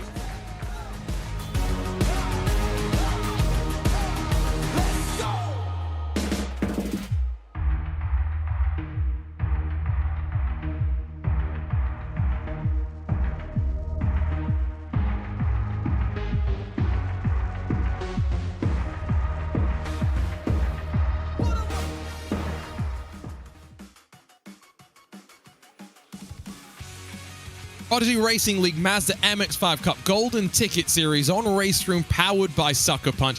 My junior Kanky Party, Joey Tebben, making sure I go the right way with my hands. Always got to make sure you catch that. SuckerPunch Pickles, of course, in the commentary booth, powering Joey Tebben. Still too early in the morning for me to dig into some pickles, unfortunately. But, Joey, we're still ready, getting ready for semi-final number 2. Have to get qualifying done and dusted, of course, for that as well. We mentioned that, maybe it's important, maybe it's not. I think what we are still trying to figure out, to get to grips with here in the Prodigy Racing League Season 1 Part 2, is how the structure of a, series encompassing multiple rounds is really going to play, because that's something very different to what we saw last year. Theoretically, we have 3 events in this series. You could have one driver win race 1, one driver win race 2, one driver win race 3. But if the same driver finishes second across all 3 of those races, they might end up winning the 3-race total point affair championship and get a Prodigy Pass as well. So that opens the possibility for 4 different drivers in 3 races to get passes, and consistency does get rewarded in addition to plain old raw speed. What I've just forgotten, by the way, is Street Kart Racing. Do I still have it downloaded on my phone? This is embarrassing. I never downloaded it. I've had months. I've had months to do this, and I haven't downloaded it. Can you see how disappointed I am right now, Joey? Well, I like the people watching at home. This is a little bit like a modern Thanksgiving dinner, because both of us are just staring at our phones and not looking at the screen. To be fair, I mean, I don't blame the viewers for not wanting to look at our faces and to They're want to watch. probably looking at their phones too. It's just they want to watch Mazda. It's like we're all on the bus together. It's okay. They want to watch Mazda MX-5s at the end of the day. But yeah, Street Kart Racing, again, we had such a great support from Street Kart Racing's community in Prodigy Week Part 1. They were in our YouTube chat basically the entire time, cheering a lot of their community on that were there competing. Andrea Leonardi alongside Lauren Beerton, the 2 drivers that won from the Iowa. There we go. Joey Tebben is... Get it, Joey. Press the button. Press the blue button. You won't see my credit card details. Can I Face ID with this VMix call we're on right now? I hope so. Come on, do it. That's me. Oh, did it work? Oh, I was clicking the wrong button. It's the power button. Joey, come on. Well, while you continue to struggle, put my phone down there. Oh, it didn't work. Darn. While you continue to struggle, here we go. Look at me. Street Kart Racing up and running. I'm no Lawrence Beerton, unfortunately. I'm not a 737 pilot. I'm also not very good at this. But we, again, want to just shout out Tough Monkey, who has won the first Prodigy Pass in Season 1 Part 2 on Street Kart Racing. This happened just a few hours ago as well. So it's hot off the presses. Delighted to be able to welcome Craig to Atlanta later on this year. It should be a lot of fun. I'm looking forward to seeing who else is going to move on forward, because, Joey, if I just refer down to my notes, when it comes to Street Kart Racing, there's a really intriguing format. So Event 1, which is just wrapped up, there was an outright winner. Event 2 is also going to have an outright winner, but the third and final event is going to have a last chance final, top 50, and then after that, the top 50 overall and top 50 female drivers will get to submit for a Prodigy Search Committee selection show. 2 passes on the line as well. So it's really great that we're recognizing that even if you don't have a sim rig behind you, you can still be very quick. Indeed, you can. I mean, it's not necessarily what you'd think about when you think about sim racing, when you think about just racing on your phone, but there could be a diamond in the rough like Lawrence Biertens or like any of the people who are going to be winning over the course of the next few weeks. Craig Laws, aka Mr. Tough Monkey, he could be the next diamond in the rough. I've been doing some research about him because I do want to know more about the legend himself, the Tough Monkey. Civil estimator? I don't know what that is. I don't think that job exists in the United States, so I hope we get the chance to ask him what that is, because maybe it's a 737 pilot with another name. Maybe that'll give us some evidence of his background. He is also a really strong person if you're trying to get into street kart racing. Great person to go and learn from. He's got some great videos and stuff to welcome you into the community. He did some dedicated content specifically for Racing Prodigy and the Prodigy Racing League in the first part of our tournament. So looking forward to seeing what he will show. Lawrence Bierton as well was one of the quickest that we had at Prodigy Week. So people are thinking, oh, iOS game to real world car, how's that going to work? It does. And what a car it is in as well, the Radical SR1. Now, we actually had it set so that drivers couldn't have more than 60% power. And that's because it is such a snappy car with so much elevation change at the Atlanta Motorsports Park as well. It's the traditional thing that Primal Racing do to introduce drivers to the Radical SR1 and to racing as well. But what we saw a lot was drivers trying to understand how the brakes work with some downforce. Of course, a little bit more pressure initially when you're at speed and then bleed off it as the speed goes away and the downforce, the air flowing over you goes away as well. Understanding how the motorcycle gearbox worked because you had to start it in neutral. I'm trying to remember how this worked. Then you knocked it into second, downshifted twice. I think you were in first, and then you could go. So there are all sorts of weird things, Joey, that you had to remember. And oh, you weren't allowed to use reverse gear as well. Yeah, you're out of luck. If you were one of those 2 spins, you were totally out of luck there. And also, my now question is, what airline does Lawrence Bierton fly for? Has he been my pilot before? Now, probably not. He told me this, and the problem is, it's been 122 days, and now I've forgotten. We've forgotten about him. I'll have to look up his LinkedIn. Go look up his LinkedIn. I'm going to look up his Instagram and to see if he's got anything on there. I've called him Biertens instead of Bierten enough times. I better find out his actual. Don't worry. Me too as well. The best thing I felt about Prodigy Week, though, was just seeing a lot of these drivers interact with one another. There was a really great camaraderie between all of them. And part of the training that they got during Prodigy Week was social media training. And so a lot of these drivers for the very first time have actually set up things like Instagram accounts, have, started posting regularly on all of them. And so Ciro Zambra, for example, he had done an Instagram reel recently of his journey, started in Racing Unleashed, which is actually a sim racing competition where you go to their sim racing centers, race in person in physical moving sims. And it's a really interesting championship that has got some very top level drivers as well. I think it was such a cool experience, Joey, and we'll have 16 people this time join us for part 2, not 12, 16. And I'm glad it worked out, because sometimes you think of the words Discord meetup and you think about that with very bad, context and very bad implications. But sometimes when a group of people come together on the internet, it does turn into a beautiful thing when they meet in real life. And especially when they have social media coaches telling them how to interact with each other, that makes it even smoother. If you can't tell, by the way, you're still looking at Joey and myself because we have a couple of technical issues behind the scenes. We're just trying to dot the I's to cross the T's, I guess, as you were. So stick with us. Action coming up for semi-final 2, all, of course, as we build up to the first final and the first Prodigy Pass handed out here on RaceRoom for Season 1, Part 2 of the Prodigy Racing League. Okay, now I don't know how much I should really talk about this because I don't know if Matt Fasenak necessarily meant to spill this during the Prodigy Week broadcast, but since we're filling time, I might as well. Now, we've all been talking, right, Joey, about the Prodigy Racing League. Our goal, our hope being later this year to be able to have the Prodigy draft, to draft drivers to real-world contracts, and to get them racing for the real-world Prodigy Racing League. Now, what car do you think it makes sense for us to go racing with this year? Well, you might think Mazda MX-5 Cup, because that's what we're driving today. That's what's coming up in the next couple events across the sims. That would make sense. That would make sense. Is it a Boeing 737? Are we going to bring it out on track?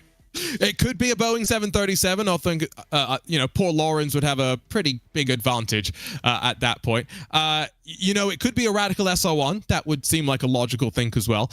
But Matt Fasenak, too, is one of the people behind the scenes that is making all of this happen. Said on the Prodigy Racing, the Prodigy Week broadcast, so I'm not revealing any secrets, that he wants to do a custom prototype because I quote here, an LMP2 car isn't good enough. LMP 2.5 or LMP 1.5, I guess. There you go. We don't need hybrids. We just need straight 700 horsepower, and let's scare the living daylights out of the drivers. If you're, again, joining us for the first time, you're wondering what we're talking about. While we get these technical issues resolved behind the scenes, let's go check out a little bit of that action on Prodigy Week on the final day when the drivers finally got unleashed at the Atlanta Motorsports Park.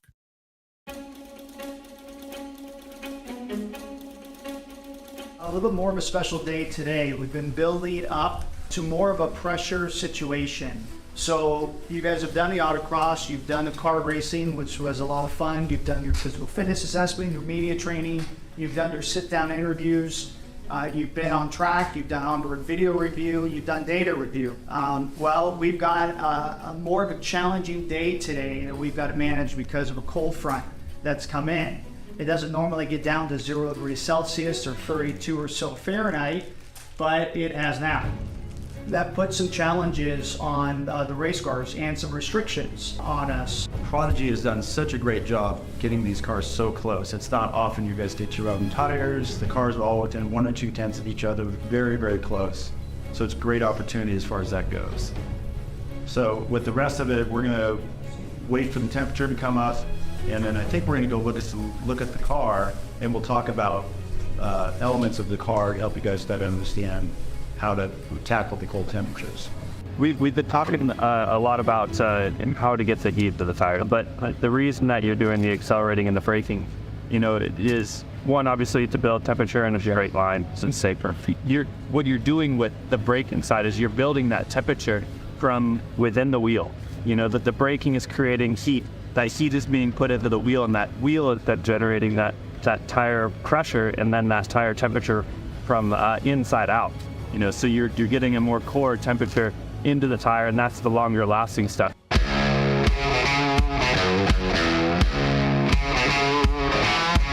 Really the last chance qualifying and then the tournament bracket for this afternoon. We're going to determine who the bottom 8 are based on timing and scoring. Those bottom 8, we are going to organize LCQs, last chance qualifying, starting around 1 o'clock Eastern. Then what we're going to do, we're going to save 2 of you. 1 of you will be saved by the fans. Then the judges are going to save a driver as well. They will compete in the tournament bracket later this afternoon.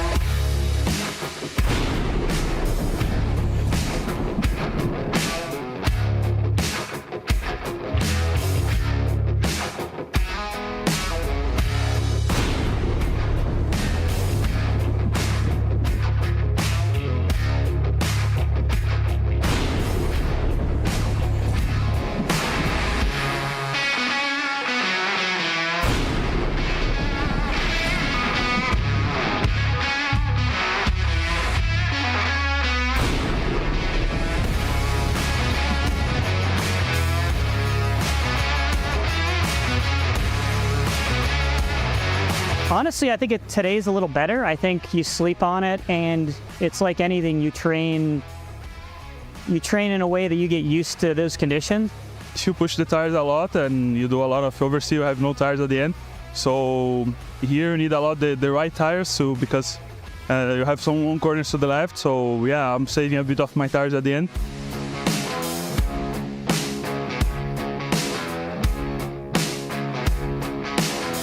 Yeah, I don't know how we ended up. I think it was pretty good. Lap felt good.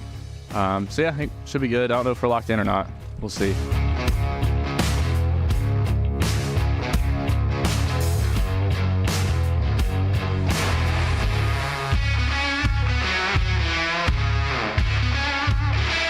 Good. Obviously, we couldn't go full pace, but I actually got a pretty good feeling for the brake, better than yesterday. I don't know if that's due to not running full pace. It is too cold, so the engine keeps getting colder. The tires or the air's flowing over the tires, making those also get cold.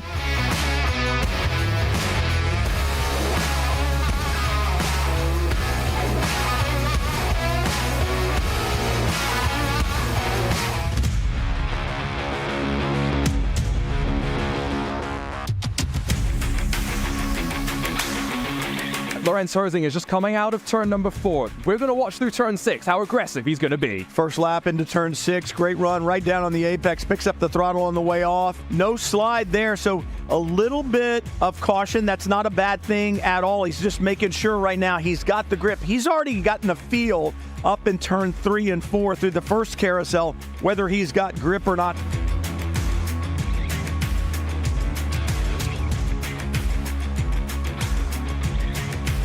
Job's not done. We still got 2 more guys to beat, and they're going to be some good competitions.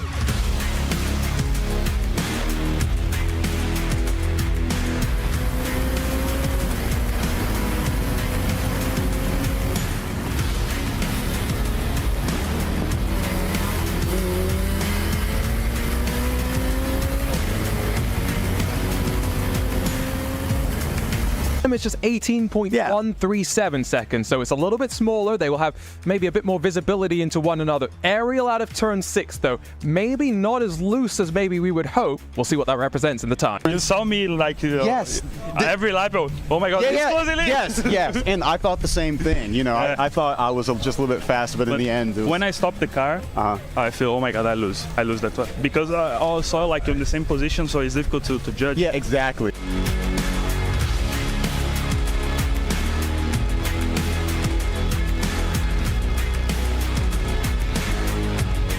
That was quite wide from Nathan Saxon out of turn number 6. Let's watch Garrett Lowe funnel his way through here as well. That looked a bit tentative, to be honest. It did. It was a little bit reserved. I expected to see a little bit more aggression that first lap out. And like you said, for Nathan Saxon, a little bit wide. So what are we going to get here from these drivers the first lap by?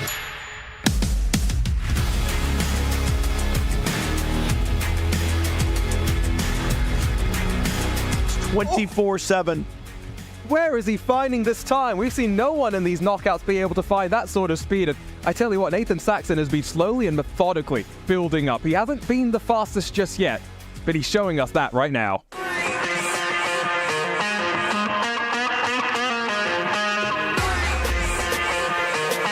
Both very methodical approaches. They're just in very different industries. The idea, though, to me, how Lorenz won his Prodigy Pass to get here. Gustavo sitting at the wheel of a sim rig, racing like mad, and Lorenz probably in the break room at the airport with his iPhone, right? Playing street kart racing on his iPhone.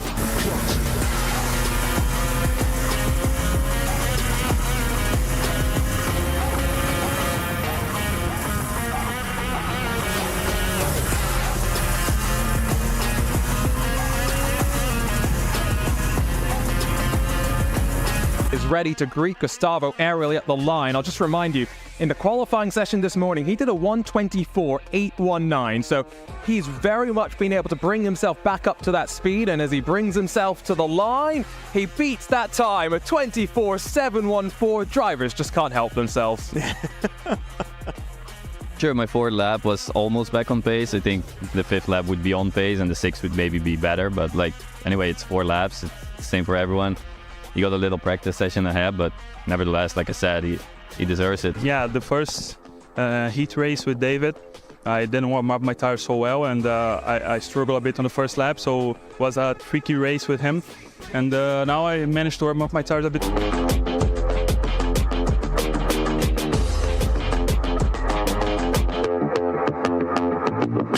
Drivers are going to make their way into the cars. Gustavo did also point out something that you and I had talked about, I think, today, in that the way that the track has changed with the conditions, nothing like what he's experienced on the sim before. That was a comment that he made.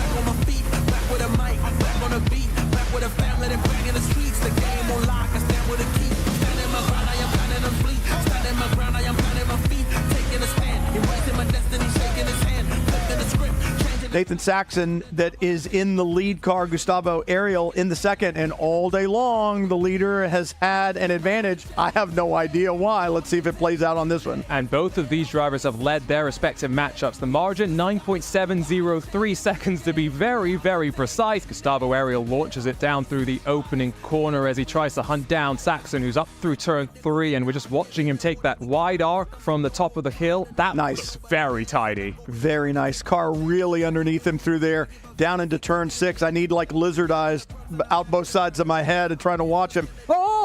Oh, big slide. That is going to be at least 0.3 of a second lost there. We'll watch Gustavo Ariel in through turn 6 as well from the broadcast booth. Oh, he's got it too. There is a little bit of sideways slip going on. Both of those drivers pushing harder on the first lap. Yeah, he's going to answer right now. You know, you look at the gap that Gustavo Ariel was able to close. Like I said, he's not going to get it all at one time, but he's got to get it in chunks. He needs some here. 24.9. Nice. Nice. That was the way to answer. All right, so what is Gustavo Ariel going to have?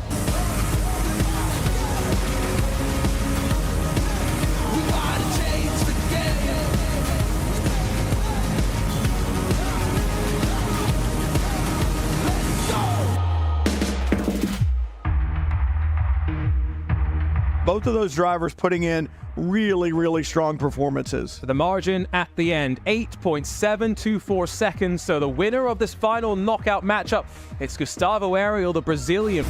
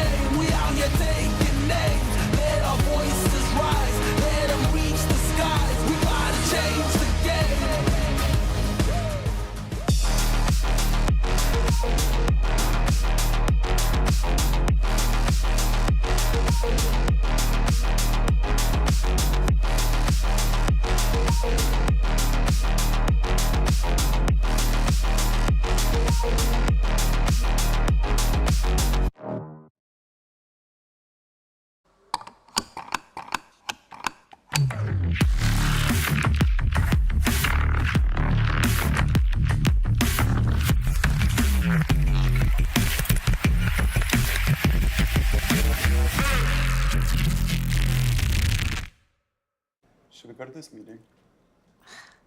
Yeah. Let me just get a snack first. Snack? I brought a snack. Oh, that's okay. I'm good. No. I got this.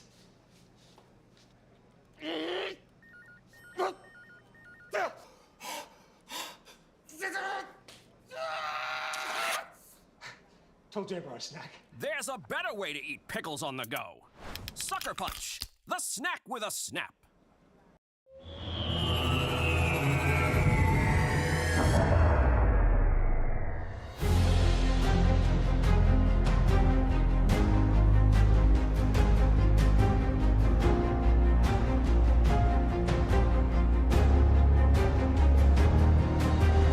When you look at the number of participants who had a shot at this, who wanted to be one of 12 of 60-something thousand, I mean, that's impressive in and of itself.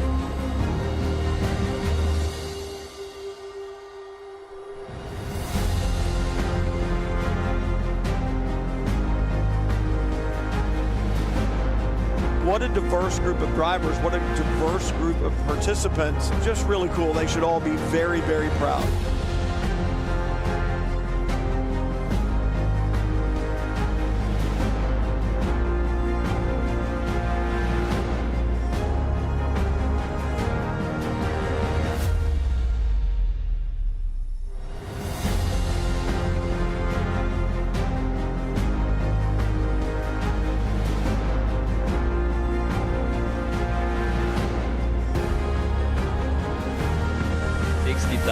players around 4 platforms. I mean, I'm lucky to be here.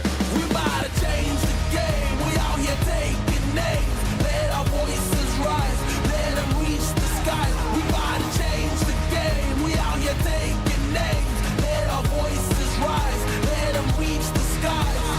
Hickory, dog, giving them to determine. Right in the storm of focus on rainbow connections like Kermit. The water on my shoulders, it was a burden. Now I don't notice it, everything turning. Everything shifting, doing it different. I'm floating, I'm drifting. Shout out the slums, round the world we uplifted.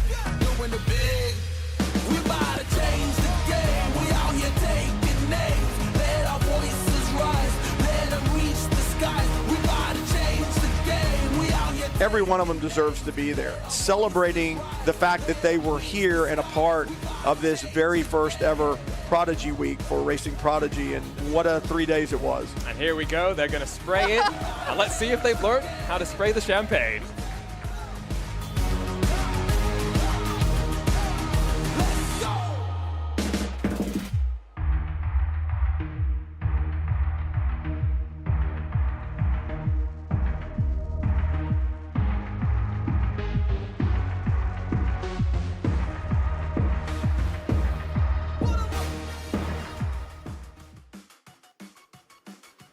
Well, welcome back along to the Prodigy Racing League Mazda MX-5 Golden Ticket Series on RaceRoom, powered by SuckerPunch. Our junior Kanky Party, Joey Tebbin alongside. He's been slowly working through his, what are they called? Sweet spiced bread and butter chip SuckerPunch pickles. Your green screen's doing a number on the packaging. I know, I love that. That's beautiful. The power of green, you can see through it. This is what it's meant to look like. Well, you have an actual background. If I was to drop this green screen behind me, you'd be seeing a very, very small apartment. Arjuna's got those. He's got big space. He can move his arms. He can hang up posters. He can put play VR Francesco's rear wing back there. I could do that too. We've got his front wing end plate there too. You can just about see it. Yeah, there is. I don't trust VR golf because I know the second I take a big swing, I'm going to be slamming the thing into my computer. What I will say is that is why I'm very glad that I have enough space to play VR golf, because yesterday I was playing with Lewis McLeod, fellow commentator, and the amount of times that he swore, said, "Oh, dang it, I've hit something." It was quite amusing, actually, which at least lifted my spirits. Joey, we've been filling a bit of time just getting some technical issues behind the scenes resolved, but semi-final 1 done. Semi-final 2 is on the horizon. One thing just to note, qualifying actually happened quite a while ago. Drivers have been waiting to go racing while we've had this issue resolved. They are going to be gridded up in that ordering from the qualifying session that was now almost 30 minutes ago. What's that going to do to the mentality of the drivers? Well, waiting is never really a good thing, because it just kind of raises the tension. All those drivers were ready to go racing after qualifying was over. They were prepared and they were just ready. But now they've had to sit there for 30 minutes. They've had to find something to do. They probably watched the start of the F1 race and were fairly disappointed. And now they have to get ready to actually go racing and find that rhythm again, which they may have lost after sitting out of the car for 30 minutes. They may have lost a little bit of that touch, and they're going to be getting the rhythm on turn 1, lap 1. They'll have a bit of time maybe to practice and warm up once they jump into the race server itself, but not much time, so going to have to switch on pretty quickly. And, you know, we've talked about Prodigy Week being not just a test about the driver's skill behind the wheel, but, you know, mental, physical components important as well. Let's talk about the physical for just a second. As part of the footage that we've seen in some of the breaks that we've been having, see some of those the rather physical tests that the drivers went through on day 1 of Prodigy Week. And Joey, I will just be completely honest. Day 1 was the only day I was very glad to be in the commentary booth and not where the drivers were, because that test did not look fun. You should have been down there. You should have put yourself in the experience. You could have been lifting pickle jars, and you could have been doing everything. Next time we're getting you there.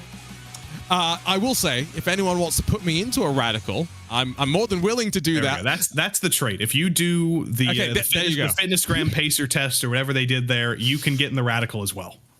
I don't fit in a radical SR1 is the problem, Joey. At Radical 6'5", We have to cut my legs off. This mystery grand prototype for next Prodigy Week. Maybe that'll fit you. Let's go with the Prodigy Racing League prototype. How about that? No, I think we'll go Radical SR3. Even more power.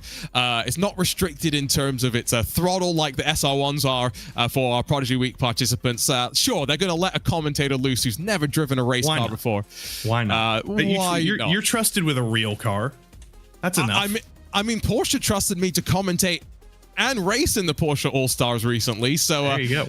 They had a lot more faith in my driving abilities. You got beaten by Tony Kanaan, though. I watched that for like 5 seconds. Right. Now, I got beat by Tony Kanaan, but every time I try to interview Tony Kanaan, he complains that it's too hard to talk and race at the same time. I had to do that entire race while commentating, talking, and racing. Good. So later today, when I'm talking to TK in the Porsche All-Stars, I'm just going to remind him, don't forget, you beat me last time, but only because you didn't want to talk. Anyway, the time for talking hopefully is in the past. Drivers getting a few minutes, like I mentioned, to get that practice under their belt. So that is important. We're at Road America. Joey, if people are just joining us, they missed semifinal number 1. We saw an immense amount of drafting and wheel-to-wheel action, albeit just not at the front. We did see it at the front on the final lap. We did have a photo finish, which you can probably expect from this as well. But in these cars, 184 horsepower, about 1,100 kilograms. I think that translates to about 2,500 pounds. They are very, very light. They are very, very nimble, and they will use the full effect of the draft in these long straights. So it's almost like a road course super speedway, what we could call this combo, and you're going to see packs stuck together all race long. These 20 minutes are going to be totally action-packed. There's not going to be a single place on track where there's nothing going on. So we take a look at them in that practice session. Aston Gellert in one of the Mazda MX-5s. These, of course, the Cup machines that will match what you see in the real world. Wheel and MX-5 Cup Series, which I believe, if I remember correctly, do they race at St. Petersburg still? Yes, they do, I believe. I believe that's coming up next week. Ooh, that is always a lot of fun because you get to see on the street circuits, very bumpy, the way they race. No, they aren't racing. Now they're going to Sebring. Which is still bumpy, don't get me wrong, but they basically back-linked up with the IMSA schedule. So do enjoy, by the way, and follow along with the Whelen Mazda MX-5 Cup Series and cheer on Weston Workman, who was behind the scenes at Prodigy Week Part 1, making it all happen. I'm trying to take a look at the timing screen as it populates some of the drivers in the session and figure out what we should expect. At the end of the day, Joey, when we saw Romanides, when we saw Nikodem Wisniewski at the top of the running in practice and qualifying for semi-final 1, that wasn't a surprise. Semi-final 2, qualifying order, just to quickly run you through the top 5. Philip Drace, Leandro Werle, Marcin Suideric, Angelo Mikel, and then Enzo Filipao. So not much of a surprise in terms of strong RaceRoom runners there. Look through the rest of the 24 names, though, and the one that really stands out to me, Brandon Hawken in the top 10, and someone that, Joey, we saw, again, much like Romanides, across multiple simulators in Part 1 of the Prodigy Racing League. And he's going to be getting himself a little bit of racing practice here. He's in the same livery that somebody had last time out. I've already forgotten who was in that same car, but it was very, very exciting. And Brandon knows how to make. Yes, exactly right. It was yes, but Brandon Hawken. I remember when we had our last event at Atlanta Motorsports Park in the virtual world. Brandon Hawken was going for passes in places that you can't really make passes and still succeeding. So if you want a driver to get aggressive today and move their way through the field, he's absolutely going to be one to watch.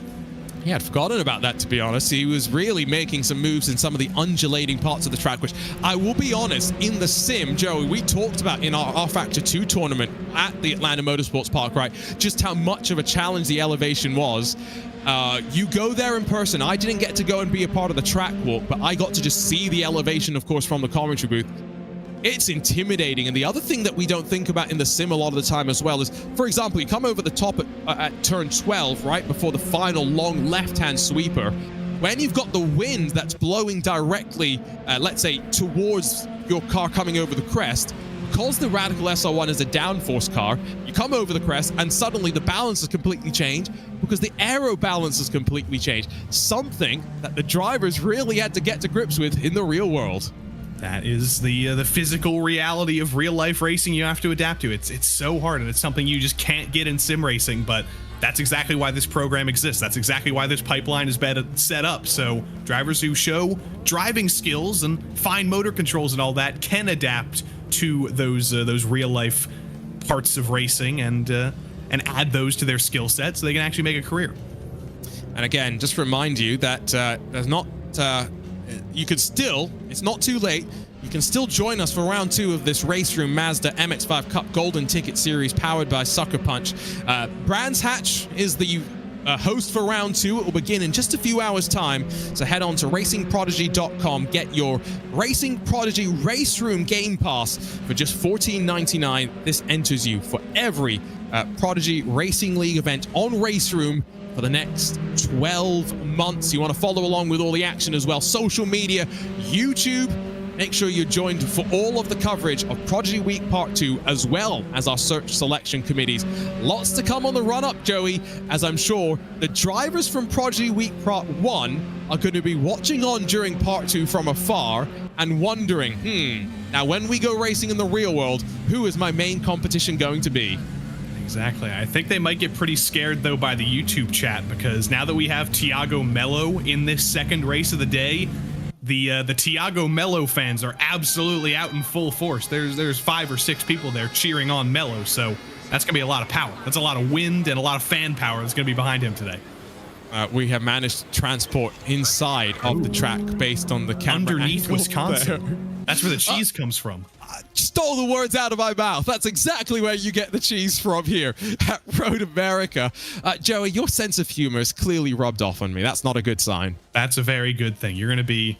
It's going to be beautiful. It's going to be beautiful for the rest of the season now. It's going to be painful. If you have a 1-syllable name, you better know you're going to get that transformed somehow. Well, as mentioned, no qualifying that we're going to get to see. These drivers qualified before we took a brief intermission with our technical issues. They're ready to go. I'll quickly run you down through the starting grid. I'm not sure if you'll see the graphics on screen. Philip Drace will lead us to the green. Leandro Werler will be alongside. And then Marcin Swiderich and Angelo Mikel share row number 2. Enzo Filippo, Stan Vlestra, Matej Markovic, Nathan Maximin, Brandon Hawking, and Lucas Wallering. I think that's your top 10. You can already see the cars on the formation, ready to go. We won't see the rest of the names. Instead, we see the start of semi-final 2 in the Prodigy Racing League Mazda MX-5 Cup Golden Ticket Series, powered by SuckerPunch. Great start from the front, but as we work away in towards the first corner, single file for first, but already side by side for second. And look at the formation behind that's in the rearview mirror of your leader. Drace sees side by side and 2 by 2 through the field, but down out of the opening corner. A tidy start for 24 machines. Werler and Swiderich have to be very careful here. They can't run side by side for too long at risk of losing the draft of Drace. They did a good job, though, of single filing out there through turn 3. About half a second is a reasonably large margin, but that is still within draft range. If Werler can stay there and not let Swiderich get to the inside and go for another move, he should be able to keep touch with first place and keep this train going.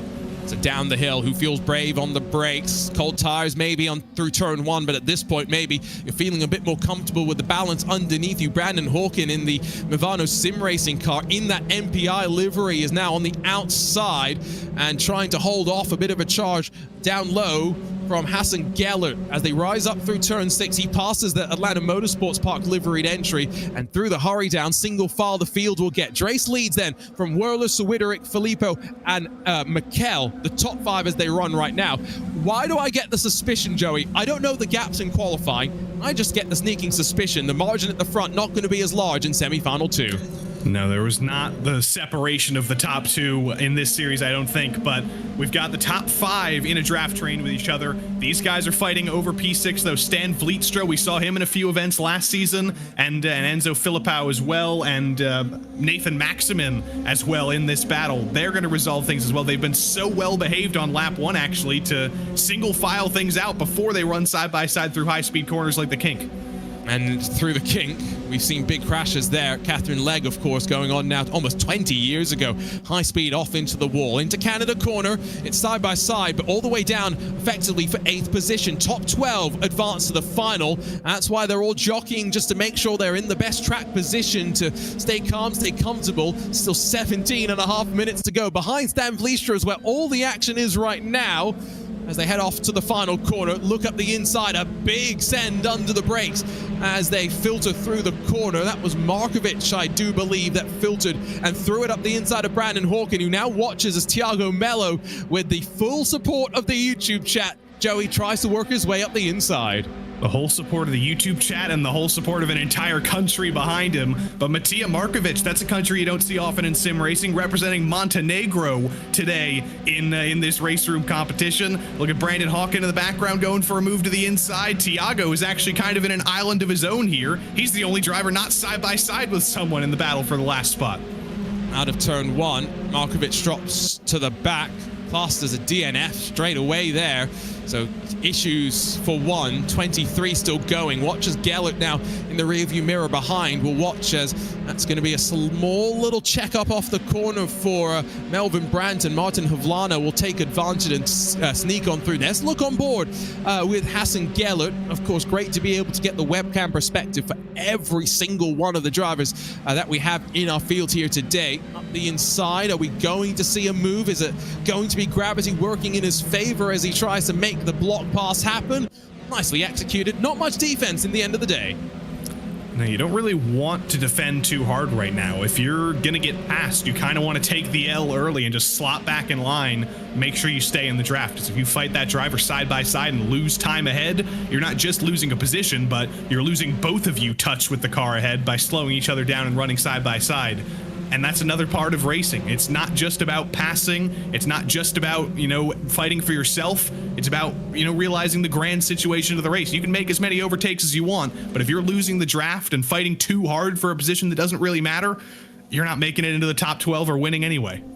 So at the front, Dre Swirler, and then the two behind still trying to close him down, being Filippo and Switeric, have broken away. But as I mentioned, definitely going to be a couple more cars involved here. Could we have 6 at the front in the final if all 4 of these join up with the 2 out of semi-final 1 that broke away?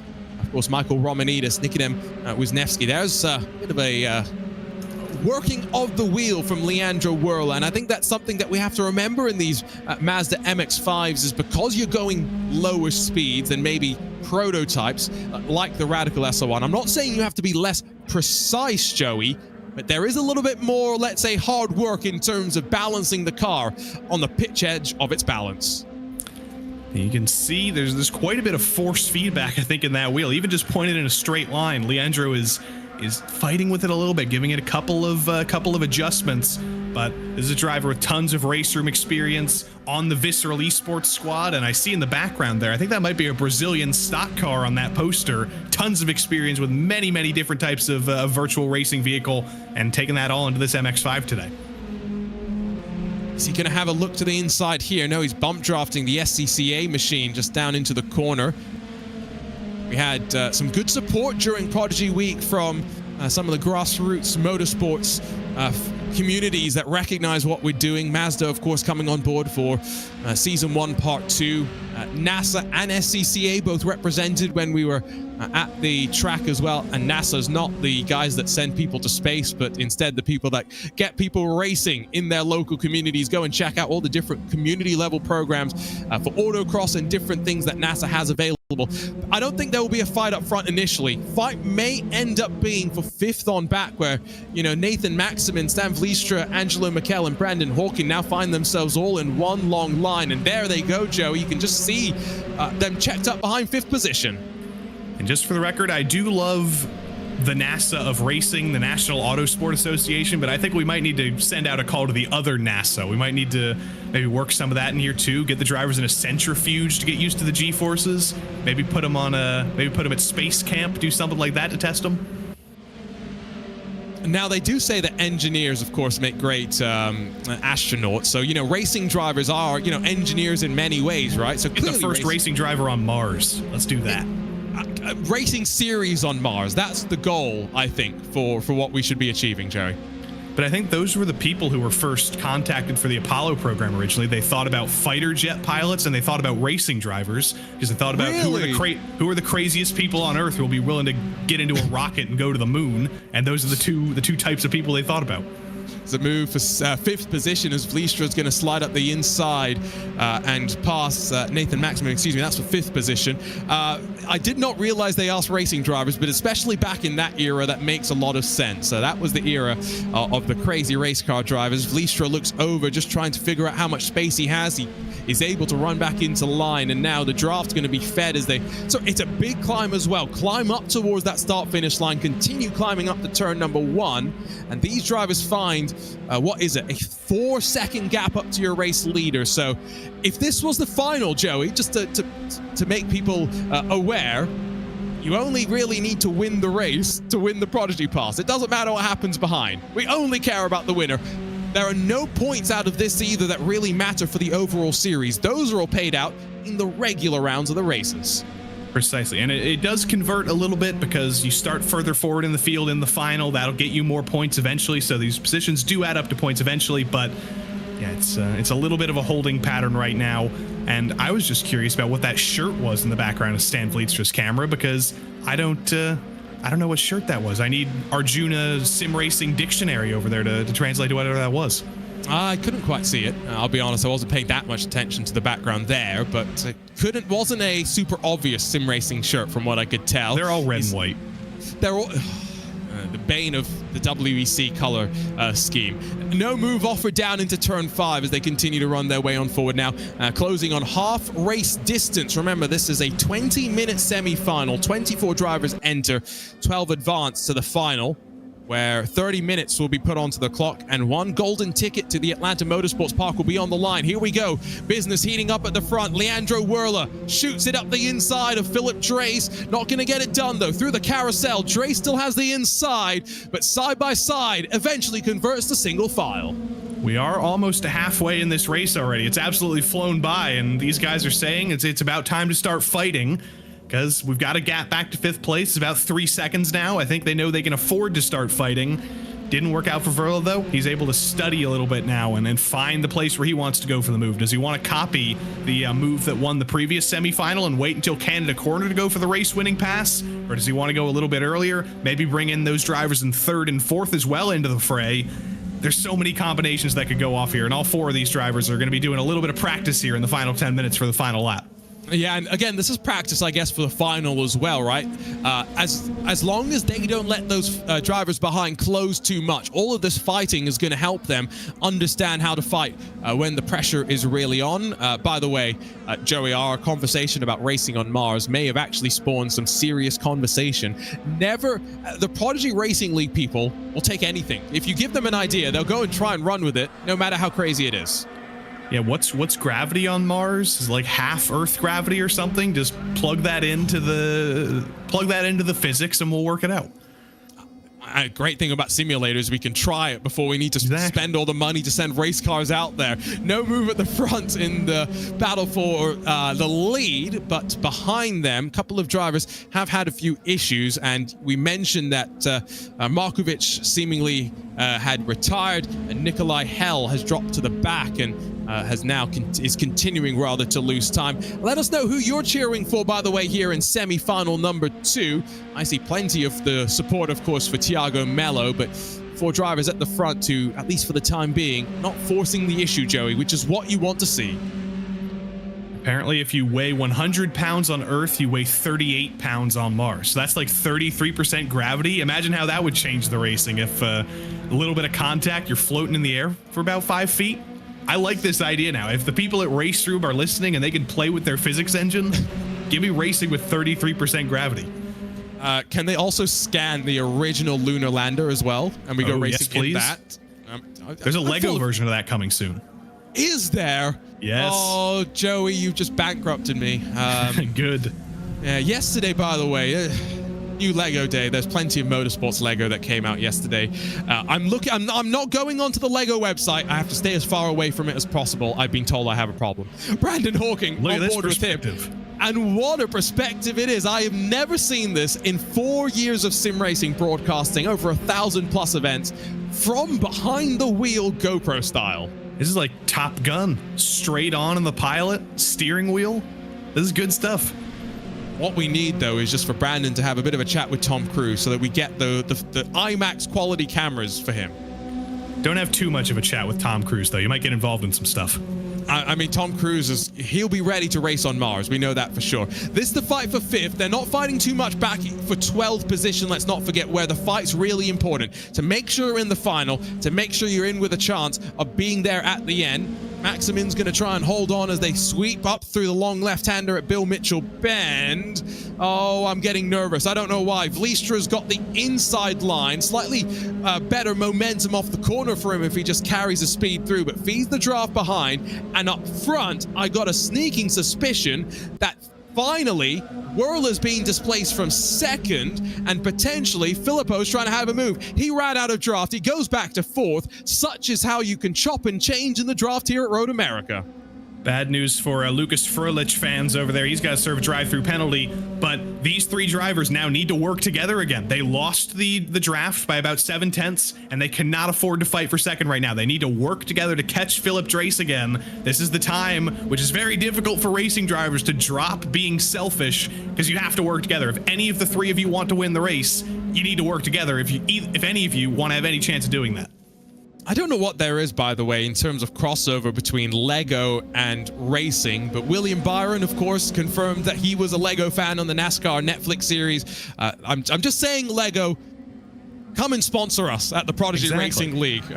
We would love your support in our journey to make motorsports accessible to all. Maximin's going to have a look, gets a little bit out of sorts, and then the argy-bargy off the corner gets him forward and past Vliestra, who doesn't come under pressure from behind. This is, I've got to say, as much as it's great racing, very calculated racecraft as well. What you'd love to see.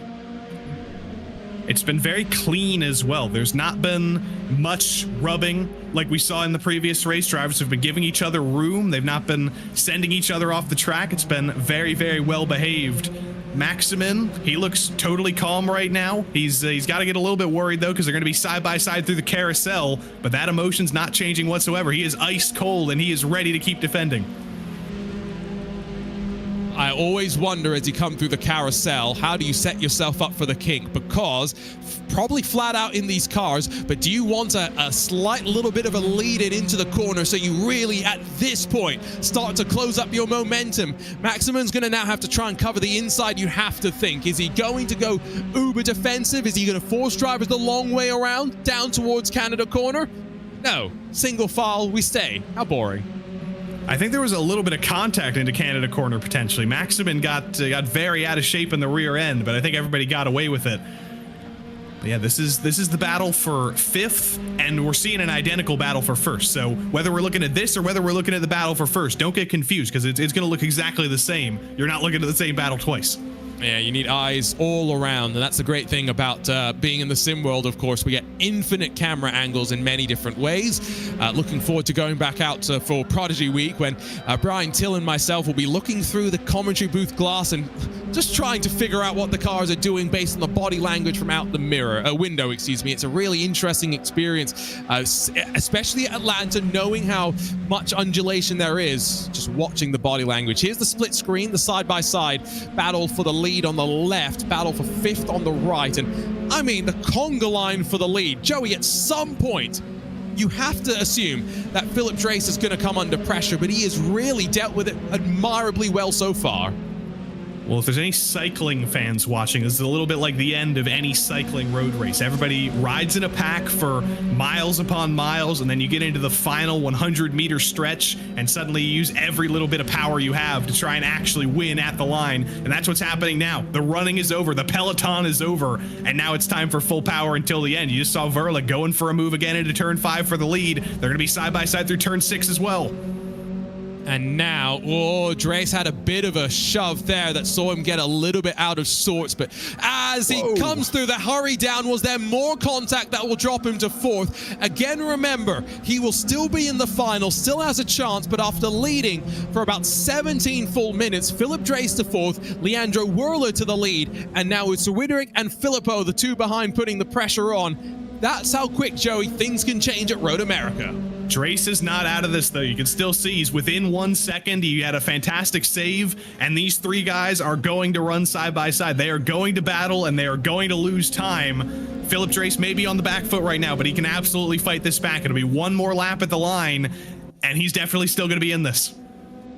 Which way does it go? Which way do the drivers decide to go? Will they be aggressive here on the penultimate lap? There's the jink from Swideric to the inside of Filippo. We'll have the lunge, give a bit more of a breathing room to your race leader as they come towards the line. That might actually come back to give a bit of strife if it gives a bit of a slingshot up towards turn number 1. I've got to say, as much as Romanidis and Nikodem Wisniewski put on a show on the final lap, these drivers have kept each other honest, and there's been a change, by the way, inside of the top 12. I can tell you that dropping to 14th is Martin Havlana, and as we come onto the final lap of the race, battle for 4th and 3rd will start to resume. Joey, we finally have some intrigue for the top 12. We do, and there's intrigue here as well. Swideric clipped the grass coming through the final corner, lost a ton of time, and lost touch with those front two. So I think we've got two separate battles now. A battle for the lead into turn 1. Enzo Filippo takes that, and there's going to be a battle for 3rd, losing time to both of these guys now.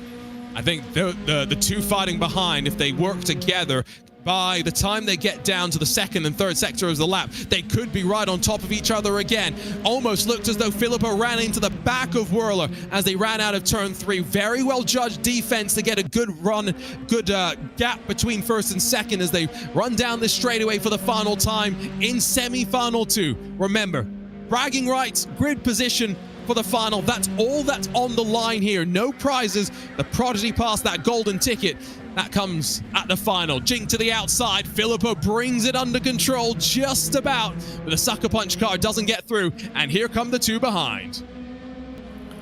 It's a little bit of a margin now for Werler. He can hang back, and he can breathe for just a moment, but he's not going to be able to breathe coming into Canada corner because Filippo is going to be able to get that draft back if he can have a solid run through turn 8 and through the carousel, and critically doesn't get dived by Drace there. Drace actually hangs back because he wants to preserve at least a possibility of the win. Now it all comes down to Filippo. He needs a good run through the carousel. A better run than this is not going to come. Drace actually gets to the inside. You can see the look on both drivers' faces as out of the carousel. Filippo gets passed by Swideric, who just about made it work. We saw the race control graphic pop up for a couple of times. Now, I'm not sure if there's anything that we need to be aware of. I've shot a message off to race control. We'll get you an update as soon as we can. But what a semi-final 2 this has been. Leandro Werler's going to come out on top. But Joey, I think our appetites have just been whetted for the final, for the main event. They absolutely have. It may not be as close of a finish here in semifinal number 2 unless something goes horrifically wrong for Leandro Werler into the final corner, but there was tons of excitement all throughout the field, and there's many drivers here to look forward to seeing in the final. All 4 of these guys taking the fight to Romanidis and Wisniewski. Brandon Hawken up to 7th as well. I haven't talked much about him. It's going to be a clash of the Titans coming up in a little bit. And it will be a drag race behind to try and start 2nd, 3rd, and 4th. But Leandro Werler is going to come to the line. No, the job's only half done. Not going to see much of a reaction from him. He is your winner in semi-final 2 of the Prodigy Racing League Mazda MX-5 Cup Golden Ticket Series on RaceRoom, powered by SuckerPunch. Brief pump of the fists, but recognition that you'll be on the front row. But there's 30 minutes of racing that still lie ahead. We'll get confirmation of the results behind. And for a moment there, you saw on the camera, Leandro Werler's got someone in the room that he's talking to. I hope that's someone coaching him and helping him through some of the emotions and whatnot they will have to deal with. Martin Havlana, I mentioned it. Issues in the penultimate lap. He drops to 14th, and the recipient of a final spot as a result, Hassan Gellert, Joey, going to be 12th and the final advancing car from semi-final 2. Sometimes it just works out like that. That's why you do have to fight so hard for positions that you might not think are important. You might not want to be fighting for 13th or 14th, but every position matters because when somebody drops out in the final lap, you want to be there and be ready to take advantage. And so look at the race results. It wasn't thousandths, it was a second between the top two in this race, but Drace up to second. Whirler, your winner, yes. Wonder what happened then that saw Drace drop down and what race control maybe thought of it. Filippo, Maximin, and then Vliestra, the rest of your top five. Brandon Hawken worked up to sixth in front of Angelo Mikel. Then you had Lucas Wallering, Nikolai Hell, Thiago Mello. I'm sure plenty of people going to be delighted to see him make his way on forward. You have Brandt, Gellert, Pastor, Havlana, the first driver to miss out. And of course, that's a look top to bottom at some of the drivers in that results page. So, 2 semi-finals now done. We know the 24 drivers that will fight in the final. 30 minutes of racing on the line. And Joey, now all that we have to do is wait to go racing. I don't want to do that. I'm Gen Z. I can't wait. I need instant gratification, and I need little 15-second clips until we get there. So I don't know what I'm going to do for 14 more minutes. I want to go racing now. Well, I've got to say, Road America, great place to start things off. And just a reminder, there's still time for you to buy your RaceRoom Game Pass, available on racingprodigy.com. $14.99. It gets you entry to every Prodigy Racing League event on RaceRoom for the next 12 months. Got your opportunity to join our journey in the Prodigy Racing League on this E2Real pipeline and get to your part. Maybe not a Prodigy Week Part 2 if you don't join in for the next 2 events that are coming up before we wrap up this official series, but maybe after that, plenty more excitement to come. Joey, I'm going to ask you a question. If you had one judge, you can only have one judge to join us for Prodigy Week Part 2, who would you have join us? Only one judge. Only one. I'll go with former Supreme Court Justice John Jay. I'm sure he can give a lot of guidance on the... He'll be back. He'll be back. 300 years in the past. Imagine what he'd say about street kart racing on the iPhone. Imagine that. The reason I asked, though, is because, we look at all of the judges that we had for part 1. So much diversity in background, right? You had Randy Popes, who brings a racing background, of course, Porsche factory driver at a relatively old age, alongside experience driving so many cars as a journalist. Boris Said, bringing endurance racing background. Max Papis with his IndyCar background. Jesse Awuji, of course, coming from the stock car side of things. Kenton Cook from GT cars. I found it really interesting that basically from every sort of different discipline there was someone. You couldn't really ask for much more, and so I was just kind of sitting here going, how could you make Prodigy Week Part 2 better? And I was thinking, what would happen if you got someone who crossed across of the disciplines, right? Someone who understood Almeida? Someone like maybe him, or, maybe this is reaching for the stars, but a Jimmy Johnson, maybe a Travis Pastrana. Some of these drivers that have done it all at the top level of motorsport. I think Sueyo Almeida is actually racing a Radical at Atlanta Motorsports Park this week, so I think he would be especially relevant. I've been watching him vlog. I saw our old buddy James Carter, a sim racing driver himself, is actually a crew chief for Sueyo Almeida now, so he's got a full sim racing effort down there at Atlanta Motorsports Park now. Yeah, and so going to be interesting to see what happens there. I think, by the way, we are just waiting for final race control decisions to be totted up before we can get into the final and really dive into what's going to happen there. So looking forward to figuring out if there was any final race control intervention that ended up mixing up the results, something to always keep an eye on. We were meant to be taking a bit of a break before we were going. I'm not sure exactly what's happening, so make sure you, as ever, are following us on the Racing Prodigy channels, on YouTube, on social media as well. Our team at Racing Prodigy has expanded as well. We have a new person helping us with social media that's joined all of the fun. So make sure you get on all of that. Join us, interact with us, let us know where you're watching from, because a truly international experience is the Prodigy Racing League. Joey, you mentioned Brands Hatch coming up next, Mid-Ohio, on this RaceRoom competition. This, comparing the 3 tracks, this is the only real high-speed track of them all. Yeah, this is the best place for overtaking. Brands Hatch is a tough place to overtake. Mid-Ohio is a tough place to overtake, although an MX-5, is any place really a tough place to overtake in a Miata? Probably not. There's enough straight lines, there's enough heavy braking zones that they're not going to be as absolutely barn-burning as Road America, you might not think, but they're still going to be very, very exciting and very, very challenging in two separate ways. Well, thank everyone, by the way, again, that makes all of this possible. SuckerPunch, Mazda, Aztec SimSport, Grid, and SimLab. So many people supporting us on our journey. Of course, Advanced Motorsports as well. Yeah, Joey's got his pickles. I wish I had a Mazda around here to show you. Oh, that would be great. I don't know if a Mazda would fit behind me, though, Joe. I know I've got enough space to play VR golf. I don't know if I do to have I don't have a Mazda diecast. I have two Indy cars over there, and the rest of my diecasts are either back in Pennsylvania or on my desk at work, so I'm out of luck here. Well, we'll continue to joke and whatnot, but again, just don't go anywhere. The final coming up in a few minutes' time. We'll be back in 26 minutes. I've just got on the update, right, hot off the presses. 26 minutes from now, we'll be back with the final. Don't go anywhere. RaceSpot TV, Racing Prodigy, as well as the RaceRoom YouTube channel. We'll be back here with the action.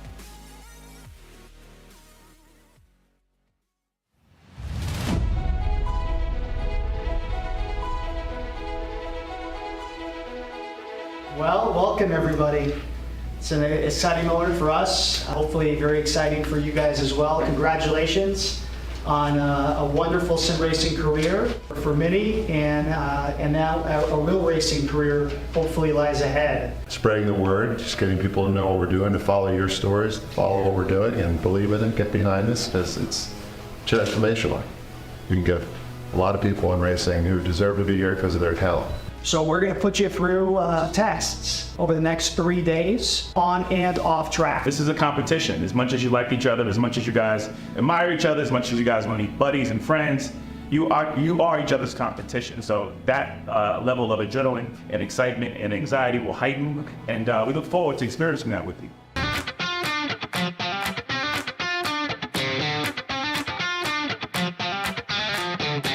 Welcome to Racing Prodigy. This is the physical assessment side of things. You all are sim racers, which physically doesn't really require much of anything. I'm sorry, but it doesn't. And you have to learn that driving a race car is hard. The forces on the neck are tough. G-forces, the reaction times are a lot different now. You screw up now, you're in the wall. Not like being in the game where you reset things. We're going to measure your aerobic capacity. So the test that we're going to do today, we're going to run through a 12-minute run on the treadmill. You're going to run for 12 minutes as far as you can, one at a time. As soon as you finish, you sit down for 60 seconds. We'll measure your heart rate recovery. That's critical because in the race car, the heart rate's going to go high, but you want to have it set up so that you're fit enough that it drops as quickly as possible.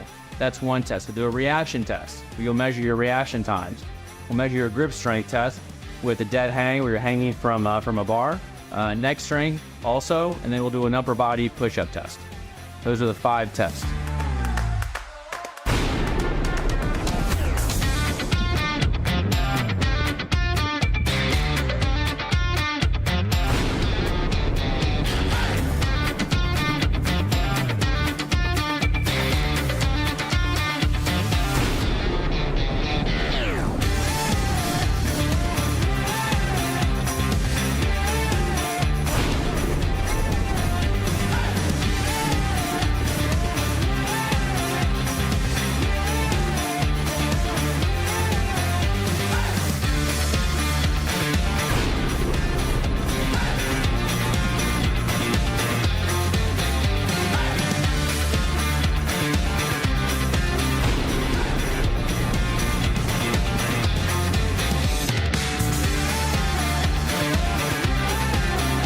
Reporter's always on. Like the moment they start talking to you and the second they end that interview, even after the interview, if you're in person, they're still on, they're still watching. You know, tell me how you got in sim racing.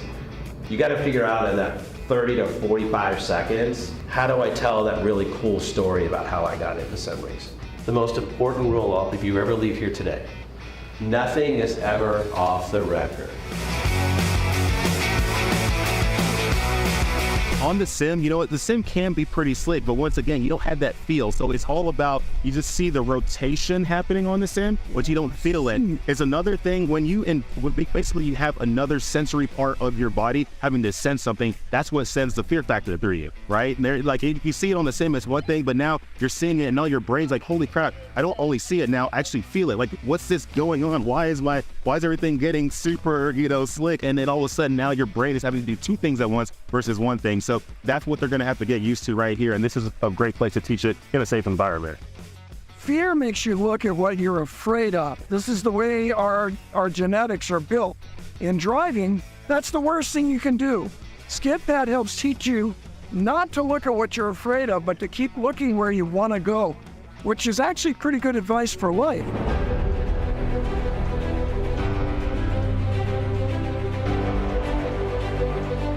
This is going to be your second on-track experience. You've already done the skid pad, and now you're actually about to jump into karts. So we're going to take you to the way, way back, right, where some of you may have possibly been gone, maybe some of you have never karted before, maybe done rail karts, you name it, whatever. Today is about competition, right? We're about to jump into our first real competition of the day on track. So we're going to be jumping in these cars. We're going to be competing in multiple teams. We're going to have 4 teams going, so it should be a pretty good time. Right here behind me are your driver's suits. You got your helmets right above, and then right behind you, you have your amazing gloves. So let's get to it.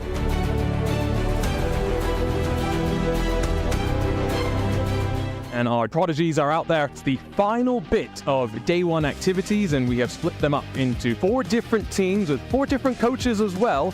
And now we will see how they all get on. The coaches are actually going to be out there as well with their drivers. So it'll be a great opportunity for them in this wheel-to-wheel environment to understand what they want to focus on in the next couple of days.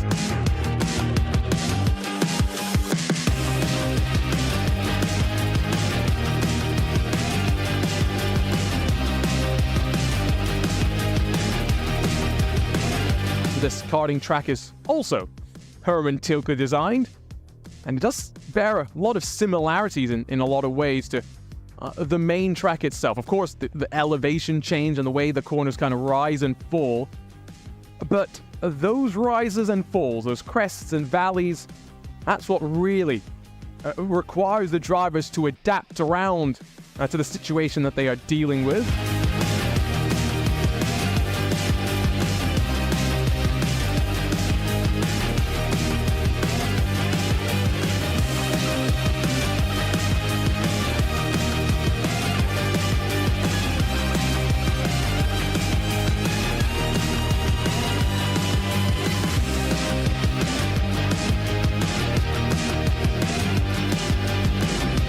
So as we're ready to go for the final kart event of day one of Prodigy Week, it is with Team Kenton Cook on the outside, Marco Page, Lorenz Herzing, and Nathan Saxon, the 3 prodigies in that team. We've got Randy Popes on the left-hand side and his team of Andrea Leonardi, Lauren Bertin, and Ciro Zambra. As we come toward the opening corner to get the green flag out for the final of day one of Prodigy Week.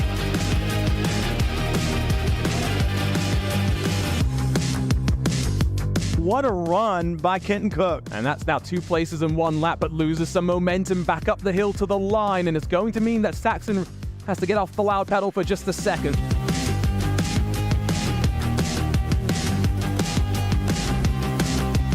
It is still quite close in terms of points, though, as the flag is going to fly. It's going to be Kenton Cook that wins in our final activities of day one of Prodigy Week. And with Nathan Saxon, Randy Popes, and Marco Page, Ciro Zambra, Lorenz Herzing, and Andrea Leonardi behind, it should be a victory going the way of Team Kenton Cook, led, of course, by sterling display of speed in the closing stages.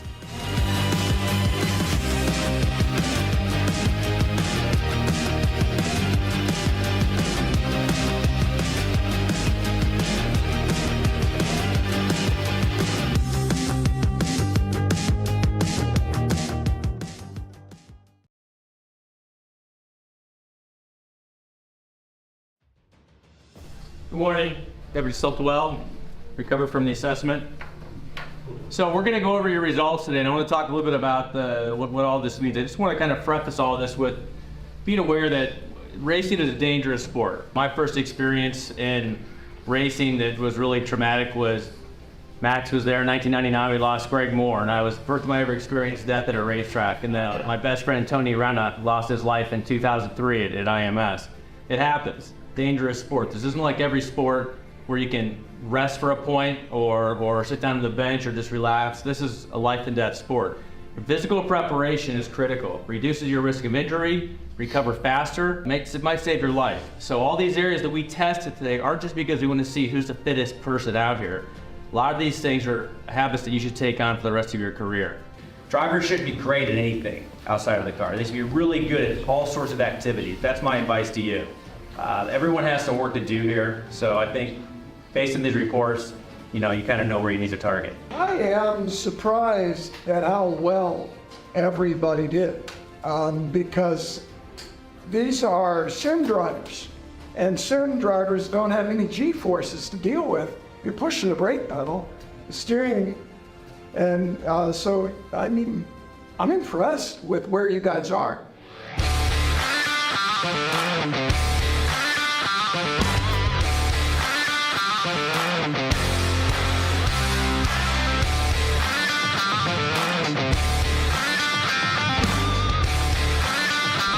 Racing Prodigy is starting today with a track walk. We're looking at Atlanta Motorsports Park, and we're just going to stand on each corner. We're going to drive there and talk about how to do the corner.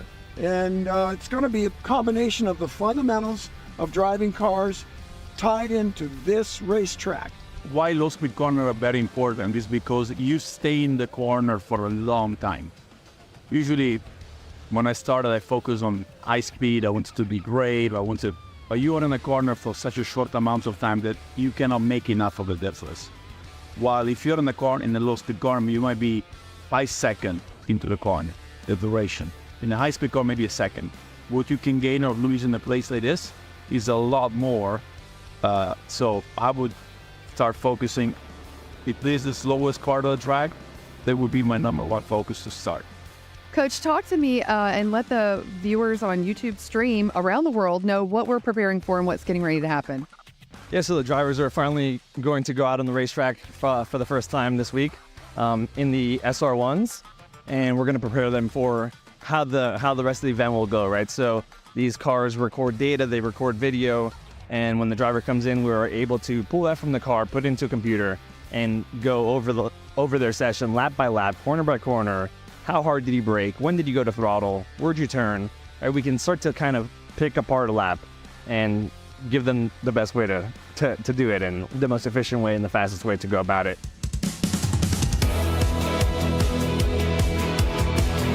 State of mind is everything. I've done like 18 and a half hours of a 24-hour race, right? And the NASCAR race is, 4 hours. But the first time you get in and do one, I remember the first time I did an oval race, I felt like E.T. in the river after. And it was just because I wasn't comfortable. You're hanging on tight, you're just using all this energy. But when you feel relaxed and let it flow, you're not using the energy. And you don't have to drive forever.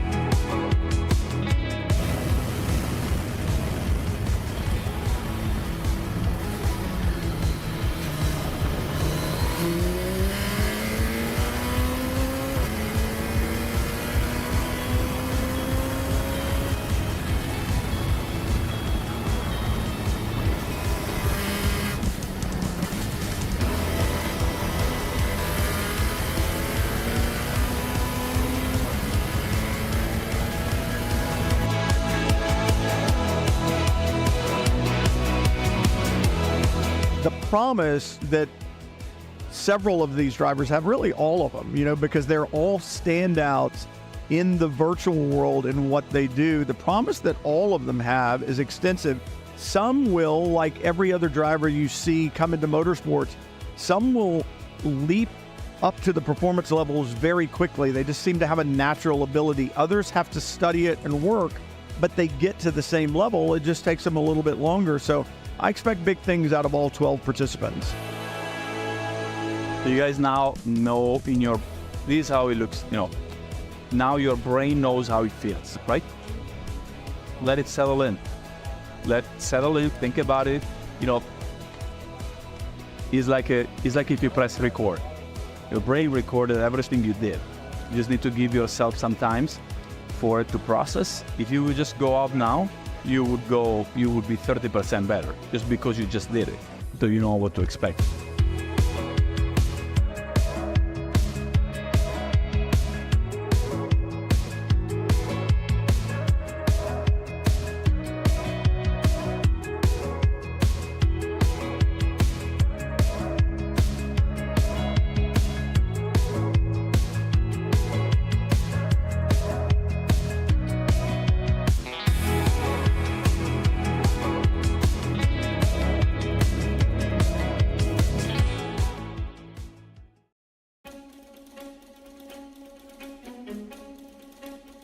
A little bit more of a special day today. We've been building up to more of a pressure situation.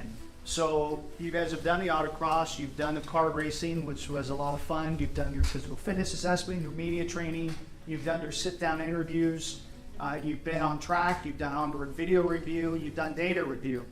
Well, we've got a more of a challenging day today that we've got to manage because of a cold front that's come in.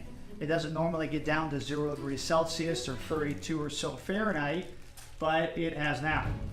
That puts some challenges on the race cars and some restrictions on us. Prodigy has done such a great job getting these cars so close. It's not often you guys get your own tires. The cars are all within 1 or 2 tenths of each other, very, very close. So it's a great opportunity as far as that goes.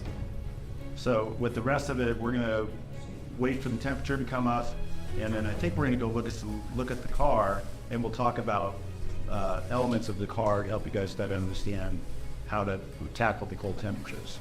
We've been talking a lot about how to get the heat to the tire, but the reason that you're doing the accelerating and the braking, it is one, obviously to build temperature in a straight line and safer.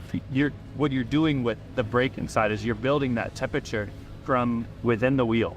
That the braking is creating heat. That heat is being put into the wheel, and that wheel is that generating that tire pressure and then that tire temperature from inside out.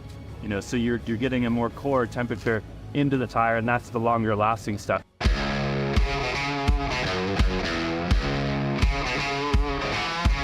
Really the last chance qualifying and then the tournament bracket for this afternoon. We're going to determine who the bottom 8 are based on timing and scoring. Those bottom 8, we are going to organize LCQs, last chance qualifying, starting around 1 o'clock Eastern. Then what we're going to do, we're going to save 2 of you. 1 of you will be saved by the fans. Then the judges are going to save a driver as well. They will compete in the tournament bracket later this afternoon.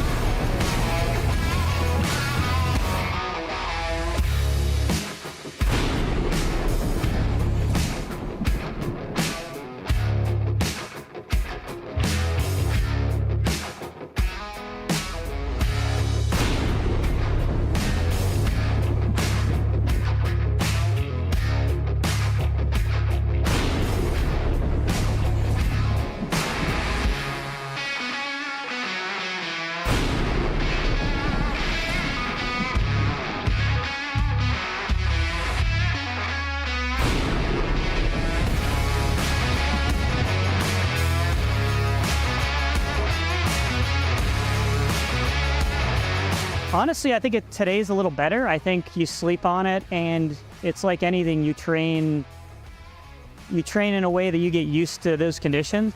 You push the tires a lot and you do a lot of oversteer, you have no tires at the end. So here you need a lot the right tires because you have some long corners to the left. So yeah, I'm saving a bit of my tires at the end.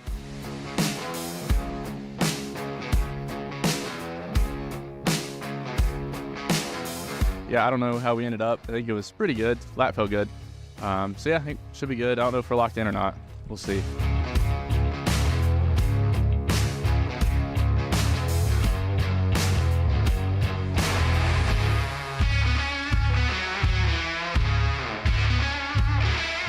Good. Obviously, we couldn't go full pace, but I actually got a pretty good feeling for the brake, better than yesterday. I don't know if that's due to not running full pace. It is too cold, so the engine keeps getting colder. The tires or the air's flowing over the tires, making those also get cold.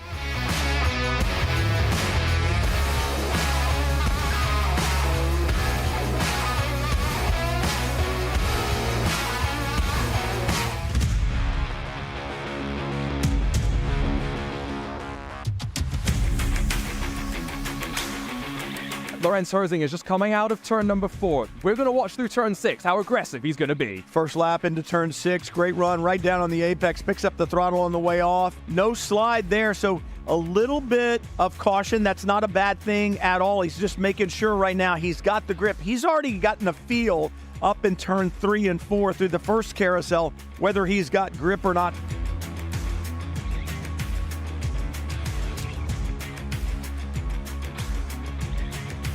Job's not done. We've still got 2 more guys to beat, and they're going to be some good competitions.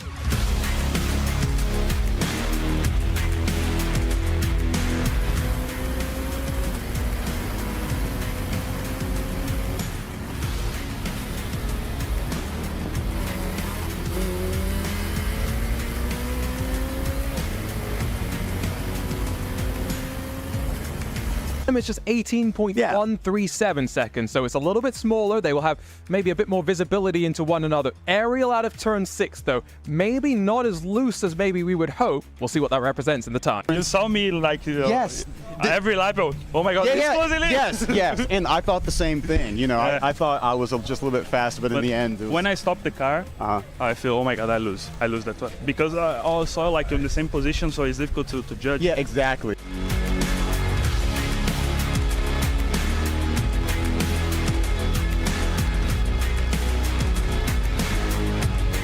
That was quite wide from Nathan Saxon out of turn number 6. Let's watch Garrett Lowe funnel his way through here as well. That looked a bit tentative, to be honest. It did. It was a little bit reserved. I expected to see a little bit more aggression that first lap out. And like you said, for Nathan Saxon, a little bit wide. So what are we going to get here from these drivers the first lap by?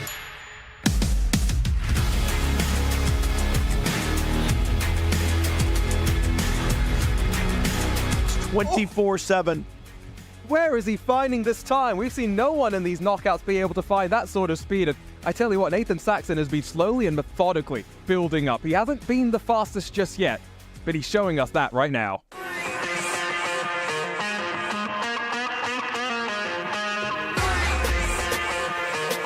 Both very methodical approaches. They're just in very different industries. The idea, though, to me, how Lorenz won his Prodigy Pass to get here.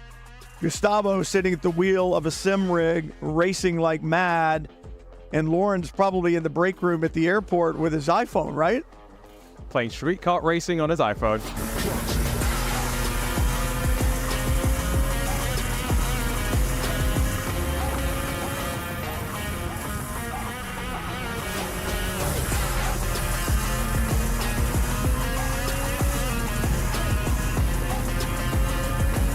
Is ready to greet Gustavo aerially at the line. I'll just remind you, in the qualifying session this morning, he did a 1:24.819, so he's very much been able to bring himself back up to that speed, and as he brings himself to the line, he beats that time, a 24.714. Drivers just can't help themselves. Sure, my 4th lap was almost back on pace. I think the 5th lap would be on pace, and the 6th would maybe be better, but anyway, it's 4 laps. It's the same for everyone. You got a little practice session ahead, but nevertheless, like I said, he deserves it. Yeah, the first heat race with David, I didn't warm up my tires so well, and I struggled a bit on the first lap, so it was a tricky race with him.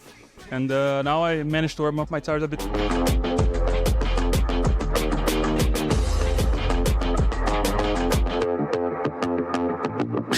Drivers are going to make their way into the cars. Gustavo did also point out something that you and I had talked about, I think, today, in that the way that the track has changed with the conditions, nothing like what he's experienced on the sim before. That was a comment that he made.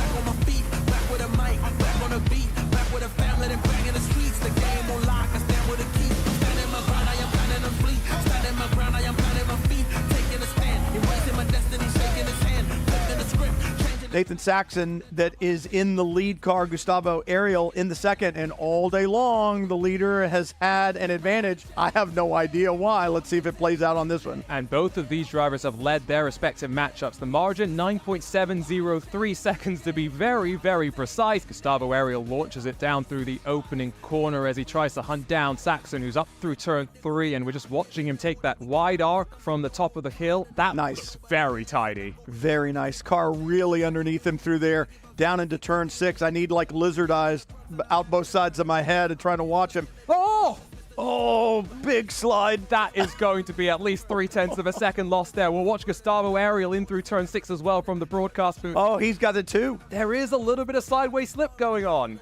Both of those drivers pushing harder on the first lap. Yeah, he's got to answer right now. You know, you look at the gap that Gustavo Ariel was able to close. Like I said, he's not going to get it all at one time, but he's got to get it in chunks. He needs some here. 24.9. Nice. Nice. That was the way to answer. All right, so what is Gustavo Ariel going to have?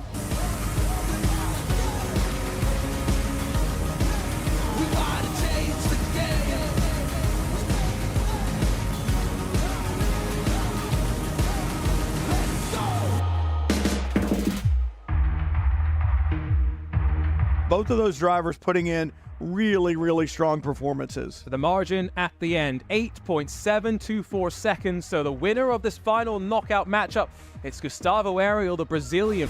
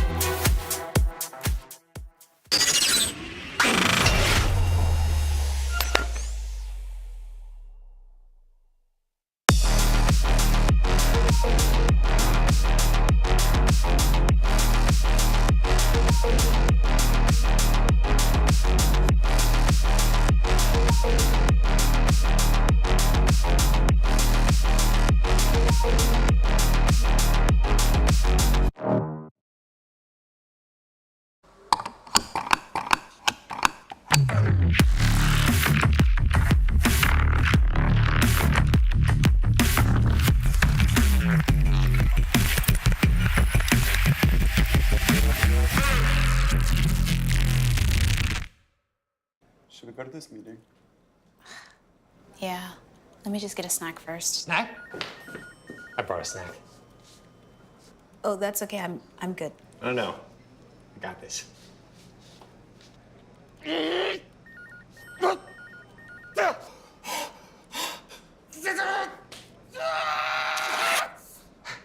Told you I brought a snack. There's a better way to eat pickles on the go.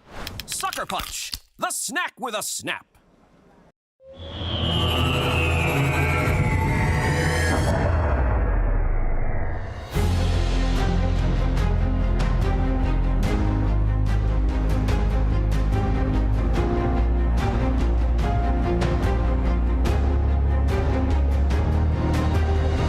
Look at the number of participants who had a shot at this, who wanted to be one of 12 of 60-something thousand. I mean, that's impressive in and of itself.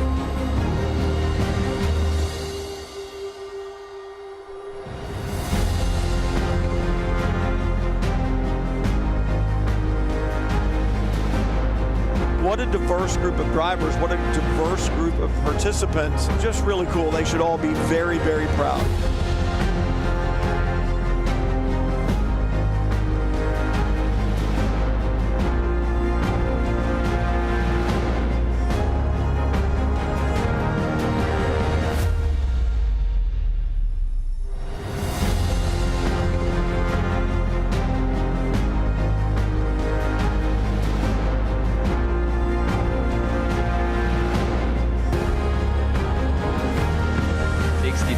Players around 4 platforms.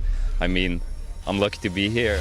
We about to change the game. We out here taking names. Let our voices rise. Let them reach the skies. We about to change the game. We out here taking names. Let our voices rise. Let them reach the skies. Hickory, dog, giving them to determine. Right in the storm, but focus on rainbow connections like Kermit. The water on my shoulders, it was a burden. Now I don't notice it, everything turning, everything shifting, doing it different. I'm floating, I'm drifting. Shout out the slums, round the world we uplifted, doing it big.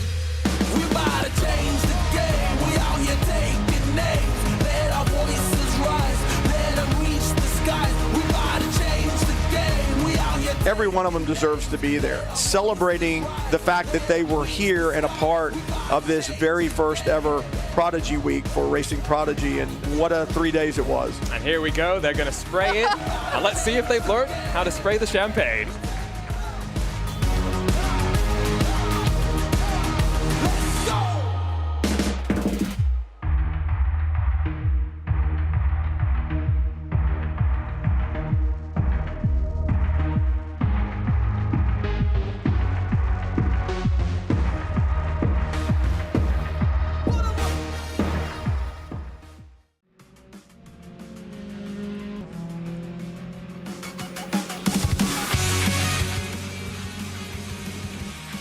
We whittle down the fastest 48 to now the fastest 24.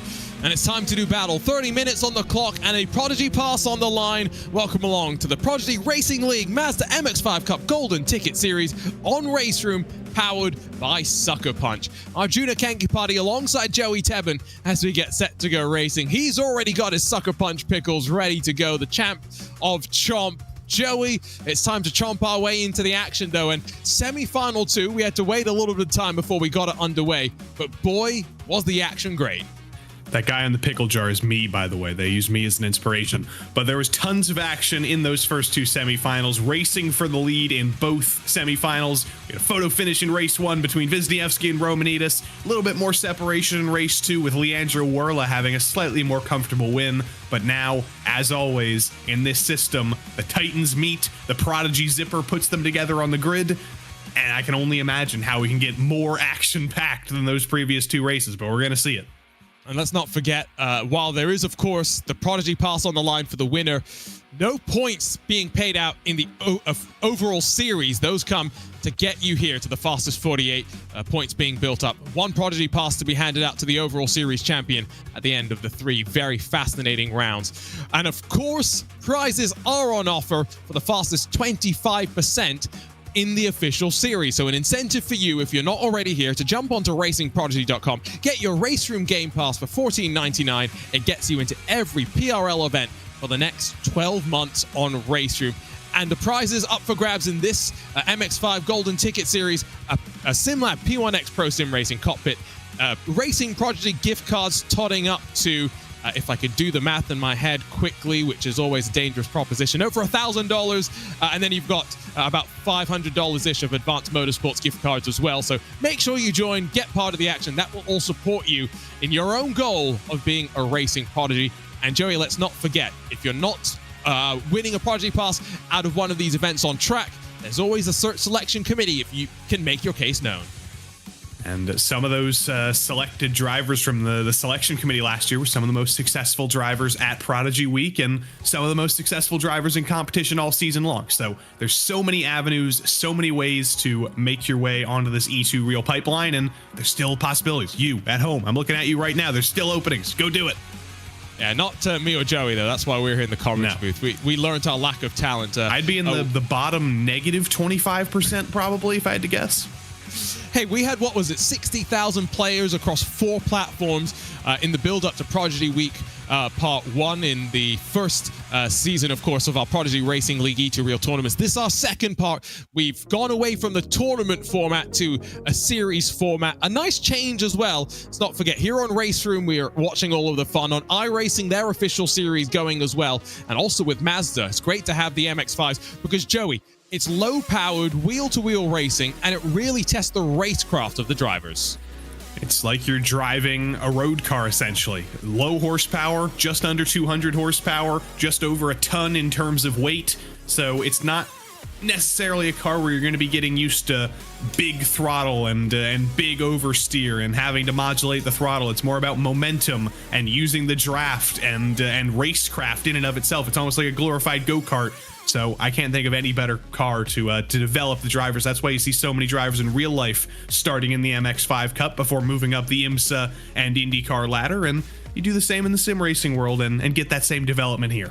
They're getting ready to go. We'll quickly run you down through the starting formation, though, because, of course, they are gridded up on the rows in which they finished in their semi-finals. Which position depends on their fastest race lap. Complicated math, but Nikodem Wisniewski is going to line up at the front. Leandro Werle alongside Michael Romanidis, and then Philip Drace 3rd and 4th, with Turka Hakkinen, Enzo Filippo 5th and 6th. Leonard Heidegger, Nathan Maximin, and then Martin Barner, Stan Vlistra through the rest of your top 10 with Nico Sonal, Brandon Hawking 11 and 12th, Vile Crevi and Angelo Mikel 13th and 14th, Lucas Wallering, Patrick Shardy, Thiago Mello, Radoslav Orbital, and then Frieder Braun and Melvin Brandt, the rest of your top 20. 4 more drivers, of course, Hassan Gellert, Ivan Fornes, Sven de Vries, and Fernet Pastor in the 24 cars that get ready to go. A quick look at some of the drivers. Tension for them building because a trip to the Atlanta Motorsports Park is on the line. Great jump from the front, but Leandro Werle is going to get swarmed by Michael Romanidis. Off and away here for the Prodigy Racing League at Mazda MX-5 Cup Golden Ticket Series on RaceRoom, powered by SuckerPunch. And let's be honest, the run into turn 1, not the important one. Joey, it's out of here, down through turn 3 that the drivers have to maximize their single file up front. And every semifinal, it was critical to not race side by side too early up front to make sure you're still in this train and make sure that you can stay in a lead pack for a long period of time. They're side by side for about 6th and 7th. They were 3 wide coming through turn 3 there for a moment. They resolved that fairly well. But look at that single file, 1st through 7th, 8th, 9th, 10th, basically, all still in draft range. They're 3 wide for the last position, by the way. I was just making sure my eyes were not lying to me. They're still 3 wide at the back of the pack, and that is ridiculous. Up front, though, as they head down into turn 5, is it going to be Wisniewski? Is it going to be Romanidis that holds on? I mean, that action is helter-skelter. Look wherever you want. I'm just glad we didn't see any Skittles off and into the kitty litter down through that very deep braking zone. Rise up through turn 6, crest through the hurry downs, side by side, I believe, for what is 17th position. But this is a 30-minute race, Joey, 10 minutes longer than the semi-final. I think the drivers recognize there's a chance for a bit of a breakaway. They can't afford to be left behind if you're at the front. And there's a little bit more time to craft your moves. You don't really have to be totally aggressive as you did in the previous race, but Häkkinen's gotten into some trouble coming out of turn 8. He's fallen down the order, one of the potential favorites to be in the fight for the win. He's now in this hornet's nest with Angelo Michel and the rest of these guys fighting for about 15th. Started up in 5th, and like Joey mentioned, he was really fighting elbows out and could have been a contender if he had settled into the rhythm. See Dino Filippo, one of our Prodigy Week 1 participants in the chat supporting Leandro Werle. Again, let us know who you're cheering for. 30-minute race. It's going to be tense, I think, until we find out who are going to be the contenders. Might be a bit of a 6-car train at the front trying to pull away. You look at 10th on back, side by side, for what would be 14th and 15th or so positions as we head towards Bill Mitchell Bend. Coming to the end of the first lap, those top 6 trying to stay calm and Joey build their advantage up towards the front. And we've got some drivers who have made the final we didn't talk much about. Patrick Chari here, he made the final a little bit deeper in the field than some of the drivers we focused a little bit more on, but every driver in this field fought to be here, and if you're a driver like Chari, you were under the radar this whole time, you're still looking forward, and you could be a real shock if you can hang on to this draft train, but that's going to be a difficult thing to do. You see the draft train up front is only 6 cars long now. Behind that, they've started to fall off. They're playing a bit of choo-choo train up towards the front in terms of pushing each other in the air around them. Just to try and pull away the margin. We saw Romanidis and Nikodem Wisniewski pull away in their respective semi-final. Drace, Werle, and then, of course, a handful of other drivers. It was 4 at the front for most of semi-final 2. So there was the thought that maybe 6 at the front for this final. Not sure if it's going to stay that way. You look off the bumper of the former Williams Esports driver. Is he going to get the shove? He will indeed. I mean, Michael Romanidis doesn't look too concerned right now, but here comes a look at the inside. Philip Drace doesn't want to hang around, works his way forward to second. And this is very smart driving from Romanidis. He saw the dive coming, and he didn't fight it coming through turn 5. He slotted in line between Drace and Werle, and these guys have lost no time whatsoever. Still in touching distance of Wisniewski, and they're not going to worry about that too much. But there is trouble at the back for Stan Vlietstra, unfortunately. He's going to be the next big loser falling to the back of the order. He was apparently quite happy that we were saying his name correctly, so great to hear that we weren't butchering the name. He was tangled up with Lucas Wallering, I do believe, so 2 at the back starting to drop at away, along with a handful of others. Turkka Häkkinen, of course, trying to hang on. Now on the outside as you curve your way up to the carousel. Now, is there some overlap? Can he still hold the inside line on Charney? He's going to try. He'll give it a good go, and as much as they're going to rub doors, it's not ideal. It's going to check up everyone behind, and through the kick, still side by side. It's a dangerous place to be. Your foot to the floor. You're trying just to hold on and grip on as hard as you can. I'll get through safely. What's it going to mean, though, on the run to Canada Corner in the fight for 13? There's about 8 cars in this battle, and I don't know who's going to end up in the lead at the end of Canada Corner. You've got Chari, you've got De Vries, you've got Obertal, Fornes, Pastor, and Hassan Gellert, and everybody just piling into the Canada Corner here. A little bit of a slide, though, behind Häkkinen. Somehow everybody made it through there. Well, they didn't make it through the end of the corner, though. There goes the Blue Miata around. Oh, Thiago Mello. I think the fans are going to be so sad. Going to be quite disappointed with that. This is, though, the thing with MX5 Racing. We've got more chaos. Fornes gone around as well. And I believe Hassan Gellert, as well as Radoslav Orbital mixed up there. So we've had about 7 different issues. And now only 15 cars within 10 seconds of your leader. Only 5 cars within a second of your leader. I mean, look at the choo-choo train at the front. They have dropped Leonard Heidegger from their midst, Martin Barner, along with Nathan Maximum, Nico Sonal, and Angelo Michel in the top 10, also not in this train as they go right now. I mean, 24 minutes to go. There's still a long, long way to go in this one. No panic on the drivers. Philip Drace, by the way, look at the shirt. He's merched up, needracing.com, making sure to represent and looking down to the inside on the run into turn 5. He says, I need the lead. And he may want the lead, but does he get the lead into turn 5? He's not late enough on the brakes to make that happen. He will be side by side with Wisniewski, though, and that is good news for Heidegger a little bit further back, and even Barna and Maximin. The more they race side by side up front, that slows down the pace of this entire front front pack, and that brings any of those stragglers who have lost this that little bit closer. They're still at high speeds, though, side by side, and through turn 7, that was almost Wisniewski and Drace following each other off the road. Now, though, if you're Michael Romanidis, you got to be careful. You're on the outside in that sucker punch machine, and if you're hung out to dry, those behind can try and close on in. No move being made, though, as through the tight right handle they'll go. And you'll see in these cars as well, because you're not carrying so much speed, you basically just hug the white line. In faster cars, in IndyCar, for example, you might actually roll a little bit more out through the corner, V it back in, and get onto the power a bit more aggressively. But here, it's just about the momentum and trying to carry as little distance as possible. Drace is all over the bumper, though. You get the sense he definitely is quick. It doesn't feel like he's going to be able to pull away into Canada corner. Might be 5th position that has a look up the inside. No move offered there as we take a look at 1st and 2nd in the bottom corner of your screen. And it's going to be interesting to see the lap times when they cross the line here, because before this, for the first 2 laps or so, these guys were all single file, but they were side by side up front this time around, and we're going to get to see how much did that lap time drop, and if they continue to race side by side, how much more does it need to drop to bring Heidegger back into this battle, or Barna and Maximin and Sunner as well, because they're all desperately hoping that there is a massive battle up front, or else these next 22 minutes are going to be pretty painful if you're anywhere outside of the top 5. Don't forget, if you are in the US, that available now, all natural pickle juice shooters for clean hydration, pickled chip pouches, perfect for those long sim racing sessions, or enjoying at the racetrack, or of course the Jared pickles with knockout flavor, the champ of chomp.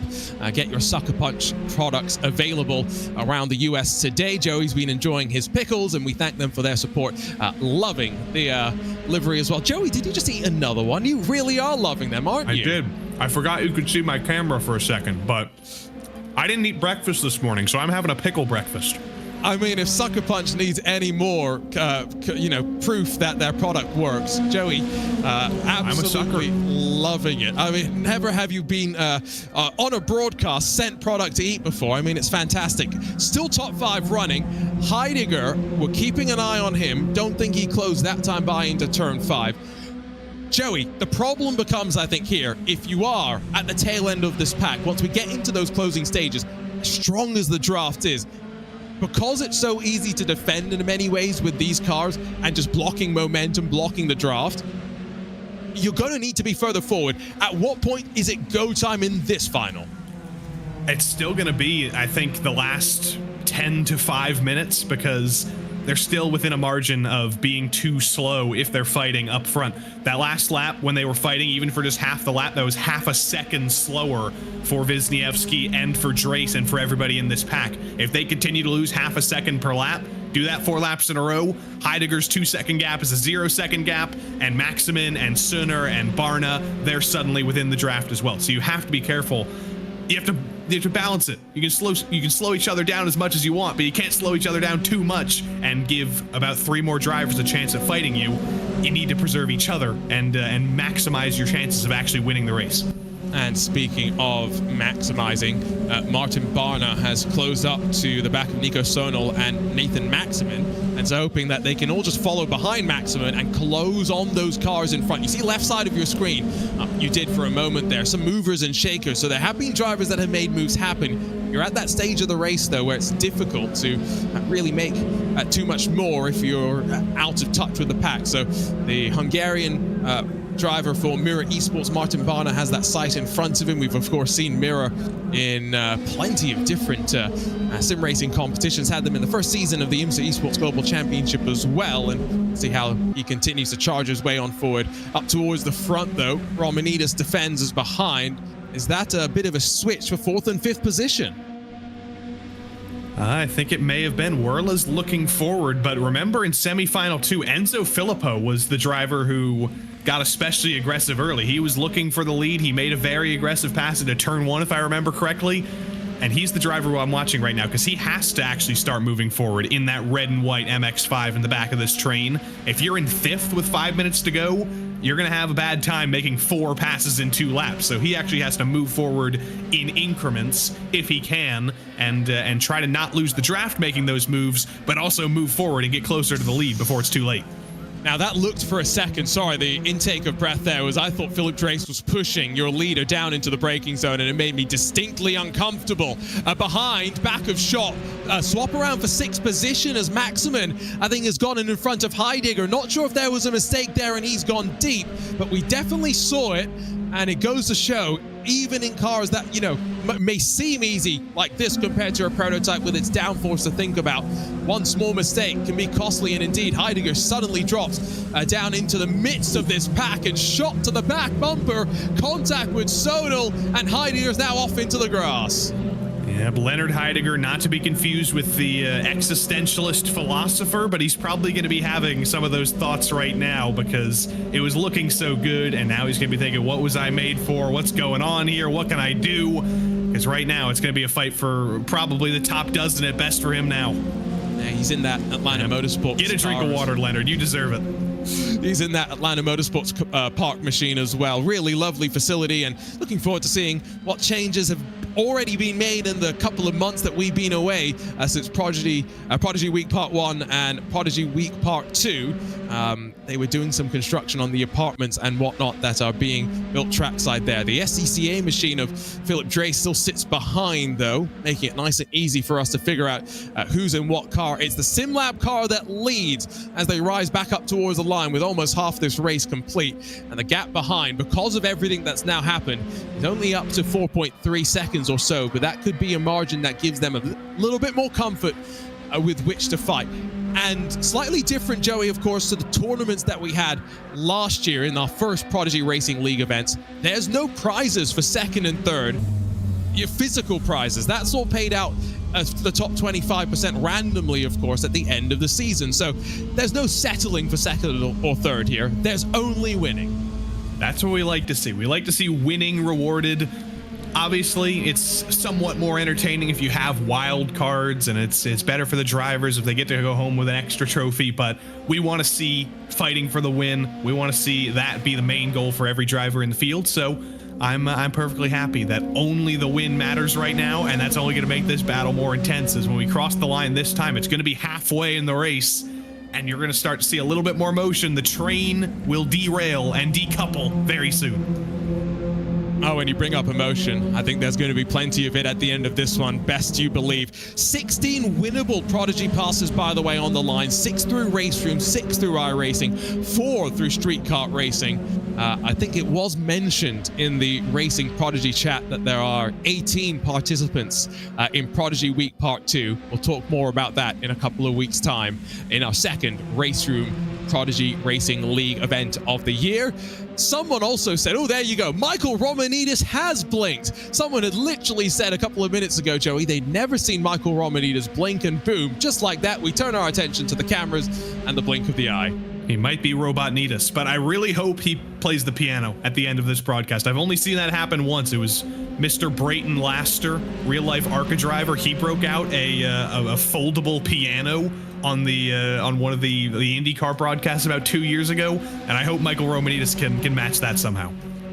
Yep, and here we go. Action at the front. It's picking up. Are we going to be playing a major or minor tune? Trace gets his way on forward. Now Romanidis has a look. Oh, and the SuckerPunch car goes around the Greek driver. Not a blink of an expression, although a couple of blinks of the eye. And the rejoin's not the safest, to be completely honest. And there's banging in the pack that's now worked his way on forward. And poor Michael Romanidis. And he got SuckerPunched to the back of the field there. That is so unfortunate. But if there's one thing about Michael Romanidis, you know he'll be back. He may keep taking these hits, but you know he'll be back for the next RaceRoom rounds. He'll probably be back on iRacing as well. You're going to keep seeing Michael Romanidis. One of these days, he's going to win one of these things. Oh, absolutely. I think that's, and maybe if he doesn't, at some point, the search selection committee just has to go, all right, let's get Michael into a radical SR1. It's been enough. He's suffered enough. He might as well get a shot. He might as well. I mean, poor guy. Or he'll just buy his own radical at this point. He'll just skip the whole process. He'll get his own. I mean, we've seen Michael F1 Esports. He was in IMSA Esports last year as well, subbing in for the likes of real-world drivers Ein Chinguv and Lauren Heinrich as they competed in some of their real-world commitments as well. So top-level driver. We'll see when he finally gets that chance to smile on top. Angelo Mikel, by the way, we didn't really mention it last time we saw his webcam. Love any rig where you are strapped in and you feel at one with the rig. Now, is he at one with the track?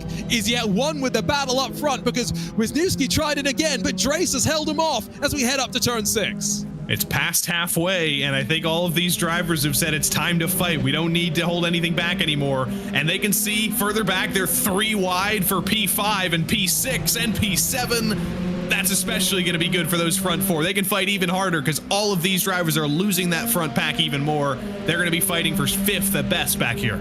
I tell you what, I mean, our producer Hugo Luis is having to work overtime right now, chopping between webcams, multiple different cameras, tracking all the different battles. It's the first time that he's ever done anything on RaceRoom before. What a trial by fire. What a great race as well to get welcomed into the world of RaceRoom, and some great racing. One of the things that when I talked about RaceRoom with Moritz Lohner and why he enjoys it so much as an esports platform, what he said was, well, you can race really close together. The netcode's among the best that you can get. And, well, we're seeing some of that close wheel-to-wheel racing, even just inside of the top 10. Vil Crevi has worked his way on forward into this spot and now onto the back of Brandon Hawken. And as if that battle couldn't get more exciting, how about we bring Brandon Hawken in to make some exciting overtakes? We bring a Finn in with Crevi, and look who's right behind us. Romanitas has recovered to recover right ahead of Hakkinen. This could be a 1, 2, 3, 4, 5, 6, 7, 8 car battle for P5 until the end of this race. I just have to say, by the way, Turkka Hakkinen, one of the most famous last names in Finnish motorsport, at least to me, growing up in the time when we were all wondering when Mika Hakkinen was going to return from his sabbatical, and the answer is still hopefully soon. Maybe he has, and he's just changed his name. Very good point. Maybe can we see Turkka Hakkinen's face? Do we know he's not Mika? At the front of the field, Philip Drace still leads from Wisniewski, Werler, and then Filippo. Still only 4, and their gap back to Martin Barner has grown to 7, almost 8 seconds. And so they'll be recognizing that, Joey, as we head off into these final 12 minutes. We're at that stage where sun set behind Wisniewski, by the way, from the time we went racing in his semi-final. That's not the only thing that's changed, but these guys can very much start to race. And what time is it in Poland right now? That's a good question. Like 6 p.m. answer. 6 p.m. or 7 p.m. Leandro racing in Brazil. It's still daytime for him. I like the internationality. There's so many countries represented. I believe 3 continents, if my count is correct today. And you've got drivers like Angelo Michel, who has an Italian first name, a French last name, and he's a German driver. We're just hitting every nation today. Even Prodigy Week was a relatively pretty international affair. I don't have the numbers in front of me and off the top of my head, but we had plenty of drivers fly over from Europe, including on very short notice, Jan van der Heide, who got the call basically on about 48 hours to come and join us for the first part of the Prodigy Week action. That was great to be able to chat with him a little bit as well about that experience and how hectic it was. Oh, something's happened to Hakkinen, has dropped back and outside of the top 10. Along with Nico Sonal, so I guess you could probably put 2 and 2 together. The 2 of them probably came together, and outside they drop of the top 10. Yeah, bad news for fans of drivers with umlauts in their names. Hakkinen and Sonal, they're joining the used car lot down there of cars that have been in collisions with each other. There's only a few drivers who haven't been involved in some sort of incident so far today. One of those drivers, now that you can see the Christmas tree lit up on the top of the screen, Sven de Vries, has been totally anonymous, but that's been a very good thing. He's up 12 spots up into P11. Not bad. It's a good day at the office.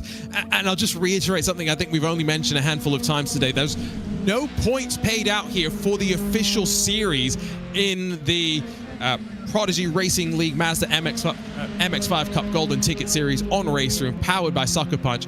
The points only paid out in the races that get you here to these broadcasted events. The only prize on the line, one of 6 Prodigy passes available through these race room competitions in the build-up to May. Here's the look though, because they're drafting, they're pushing, and 3rd and 4th now trying to look to become 1st and 2nd. It will be only the charge though to try and get alongside of Nikodem Wisniewski. The draft's going to see him hold on to the outside. He'll try and pinch onto the curb, and great Mazda Racing, they stay 1, 2, 3, and 4.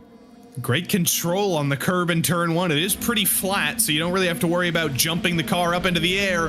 But Enzo Filipao says, I'm going to peek to the inside through turn 3. Isn't able to get the momentum on the tighter radius, though. He's got to slot back in line and now give Werle some help here. Give him the bump draft. Help him out with the tandem draft to make sure all 4 of these cars still stay together, because they're looking like a little bit of separation might be coming if they continue to fight like this. Remember, we have 12 Prodigy Pass winners from 2023 watching on to see who will join them as a winner and maybe be part of that draft later this year to become part of the Real World Series. You'll have drivers as well watching on, and maybe from the iRacing series thinking, oh, how are they going? Same from Street Cock. Maybe Craig, Tough Monkey Laws is back in our chat and wondering who is he going to be fighting with come May 13th at the Atlanta Motorsports Park in the physical endurance test that will start things off.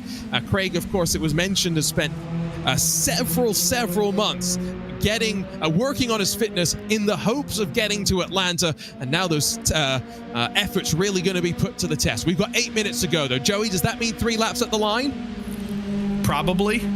Well, actually, no, because at the line, I think we're going to get to the line in about a minute 20 or so. Is it really 2 to go? I don't know. I can't do math right now. I can't count back. That would be 5 minutes left. So lap times are 2 minutes 30, so it should be 3 laps to go at the line. Okay, good. Okay, we're at least on the same page there, hopefully.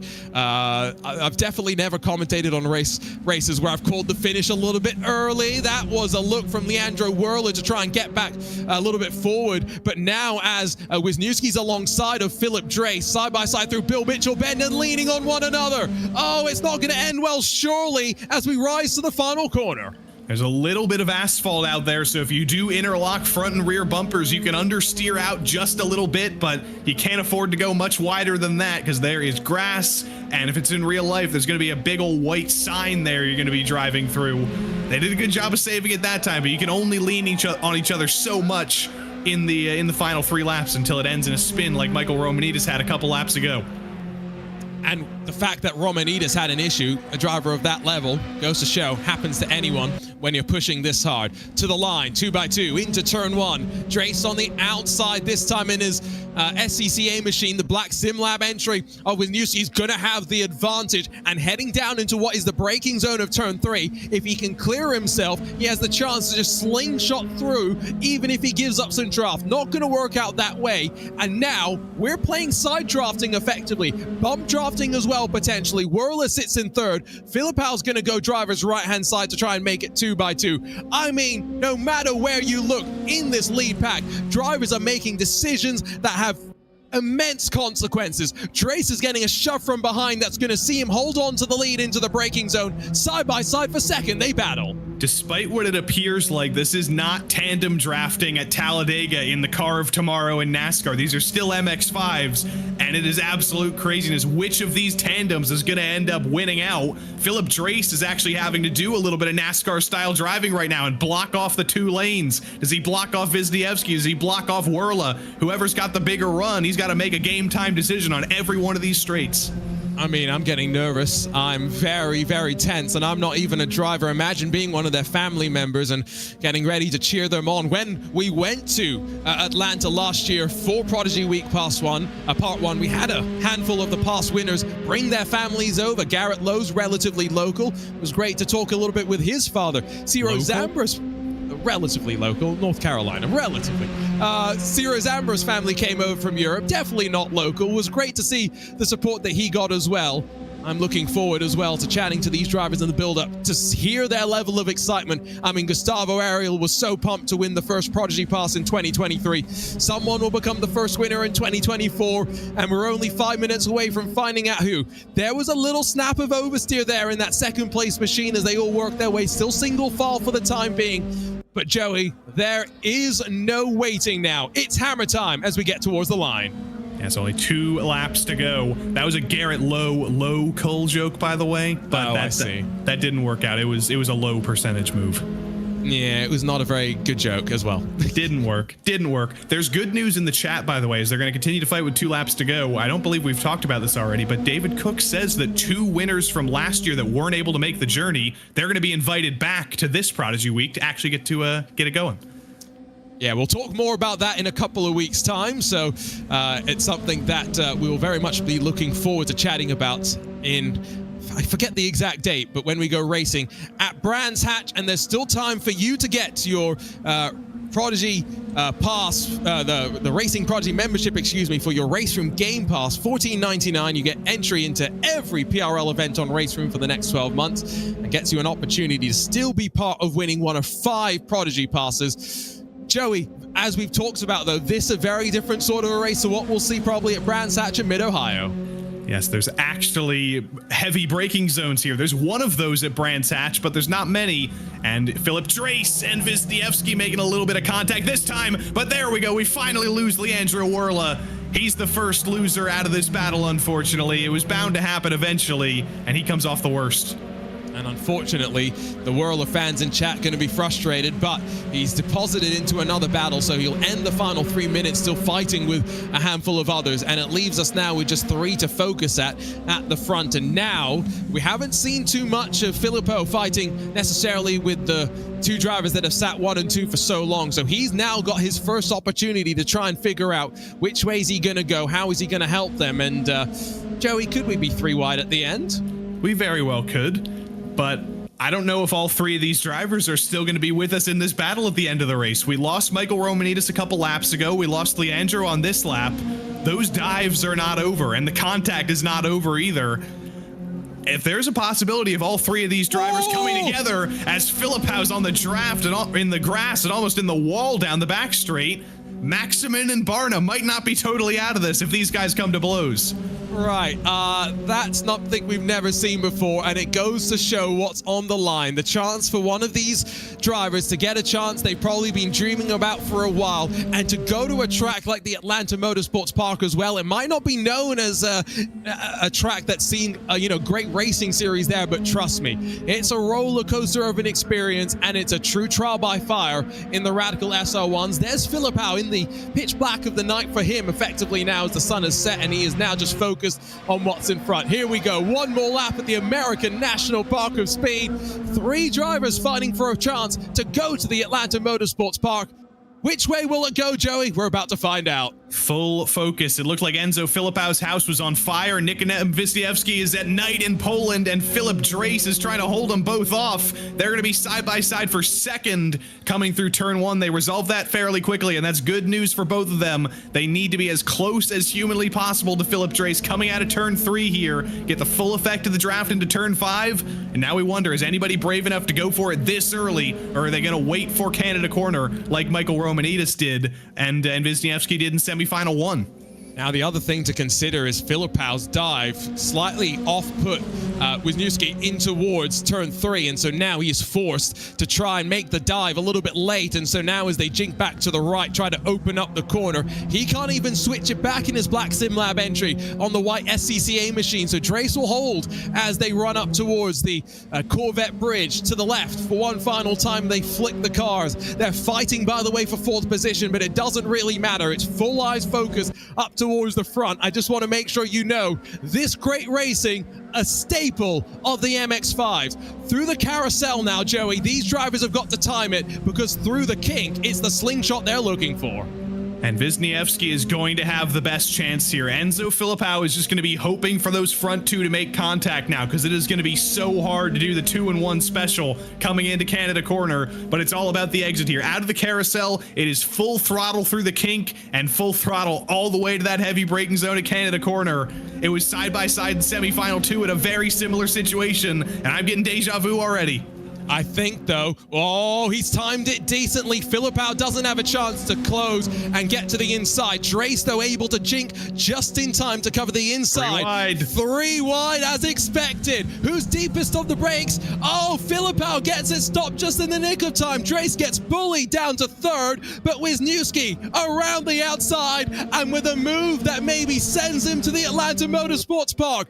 A drag race to the line will still ensue. Can Drace get to the inside to deprive us of that? No, he'll tuck back into line, and watch this. A climb towards the flag stand. Wisniewski's not sure. He thinks he's got it. He's grooving, but on the run to the line, the run to the first Prodigy Pass of 2024, it's Nikodem Wisniewski winning and going to the Atlanta Motorsports Park to drive at Prodigy Week Part 2.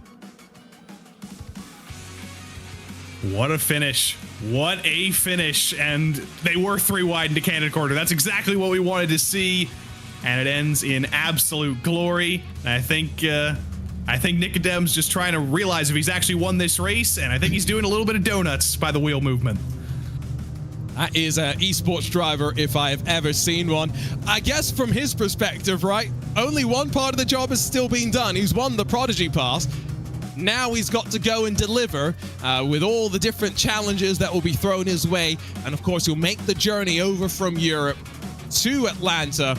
And it will be, I'm sure, an experience he won't forget. And I'm sure some of the meals that they'll share, plenty of camaraderie to be built amongst the contenders out there. There's a look at the race results. The margin of victory, 10th and a bit at the line between Wisniewski and Filipao. Drace down in 3rd, and then Barna scored in 4th in a barn burner of a fight that seemingly ensued. Werler, Mikkel, Hawkin then through 7th, with Cravey, Shari, and De Vries completing the top 10.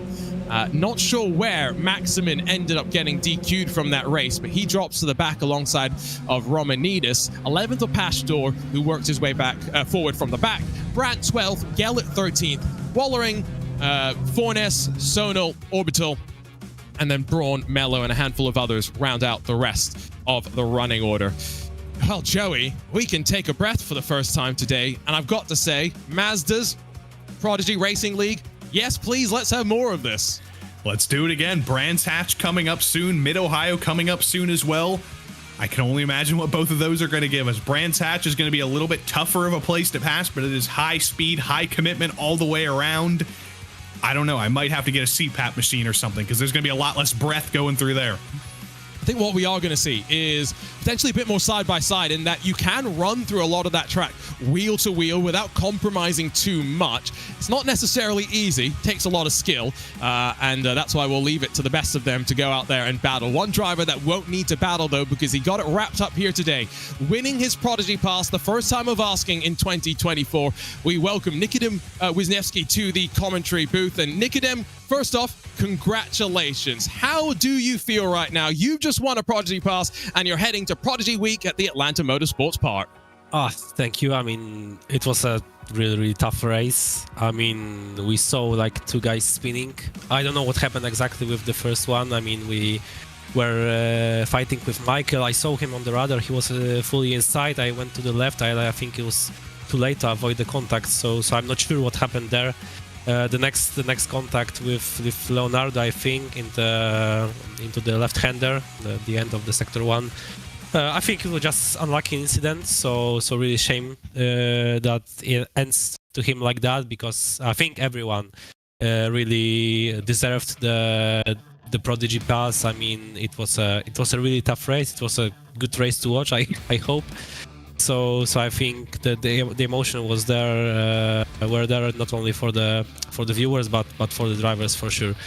So yeah, really happy that I could go to the USA. I mean, that was my dream, to be honest, to be in the USA for a few years. So hopefully gonna be there and fight for the overall victory. I mean, I can't really wait this opportunity. You have been sim racing competitively at the top level for quite a while. We mentioned it on the broadcast. You recently brought a 5-year stretch with Williams Esports to an end. So you've seen lots of top-level sim racing competition. Racing Prodigy, of course, is preparing for its Prodigy draft, where the Prodigy Week drivers would maybe be selected to race in the real-world PRL series as a paid pro racing driver. What would that mean to you as someone who's seen the ups and downs of what top-level sim racing is all about? Well, I mean, for me, it was really important to be in the real motorsport from the beginning. But I mean, at some point, I realized that it will be very, very hard. Of course, thanks to the opportunities like that or the others competitions that I were doing from sim to real.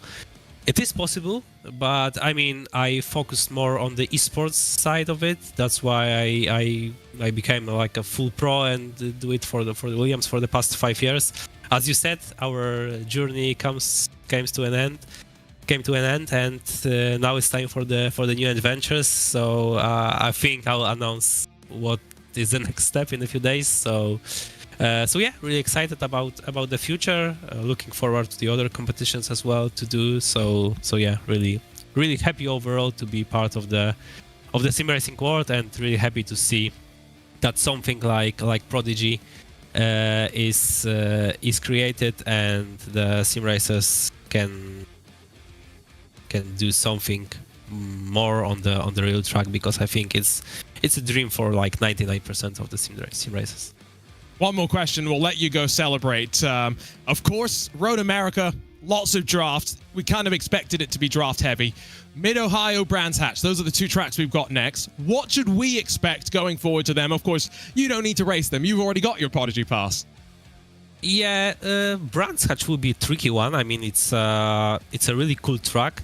Doesn't have that super long straights. So I think it will be less slipstream show, I would say, but still it will be part of it. I mean, this cars doesn't have enough horsepower to like go alone and try to win. I think every single time it will be cooperating. Like the cooperating drivers will have a benefit of that, especially that is like Brands Hatch is like uphill section, and Mid-Ohio I'm not really sure. I think I only drove Mid-Ohio once in my career, so I didn't even remember the layout. Yeah, that's crazy.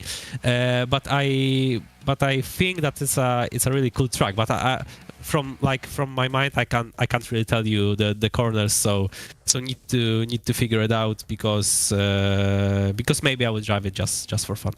Well, I'm telling you, you should go and drive the Atlanta Motorsports Park, because you've got to get used to it before you're there. Yeah. May the 13th to kick things off. Congratulations, Nikodem. Best of luck for the rest of 2024, and we'll see you at Prodigy Week later on in May. Thank you so much. See ya.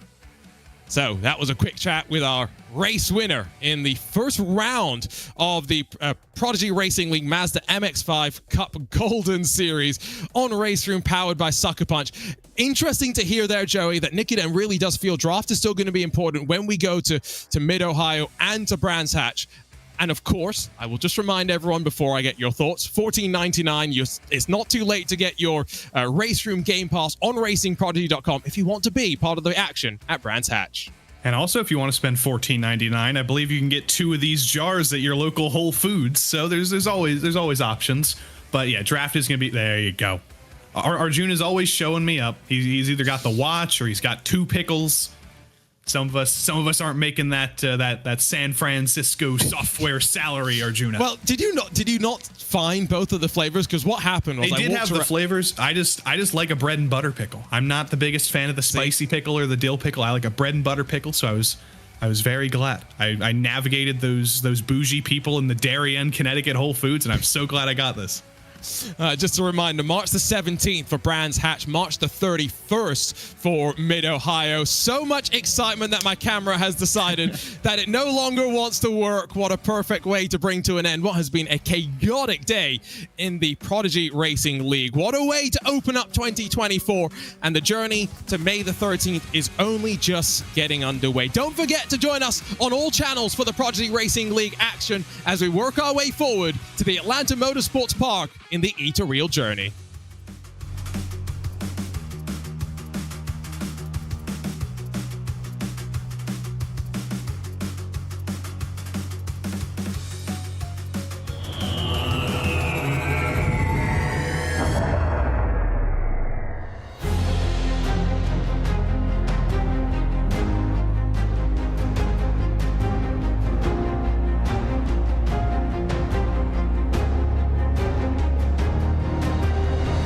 look at the number of participants who had a shot at this, who wanted to be one of 12 of 60-something thousand. I mean, that's impressive in and of itself.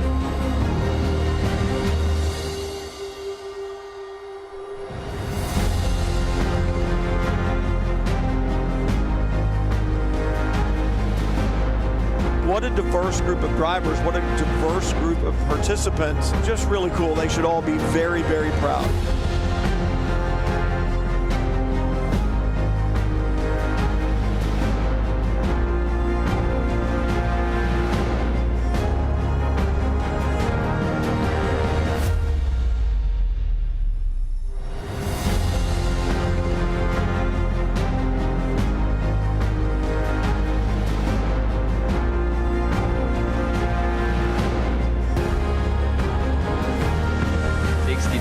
Players around 4 platforms. I mean, I'm lucky to be here. We about to change the game. We out here taking names. Let our voices rise. Let them reach the sky. We about to change the game. We out here taking names. Let our voices rise. Let them reach the sky. Hickory dog, giving them to determine. Right in the storm of focus on rainbow connections like Kermit. The water on my shoulders, it was a burden. Now I don't notice it, everything turning, everything shifting, doing it different. I'm floating, I'm drifting. Shout out the slums, round the world we uplifted, doing it big. We about to change the game. We out here taking names. Let our voices rise. Let them reach the skies. We about to change the game. We out here. Every one of them deserves to be there, celebrating the fact that they were here and a part of this very first ever Prodigy Week for Racing Prodigy, and what a 3 days it was. And here we go, they're going to spray it, and let's see if they've learned how to spray the champagne.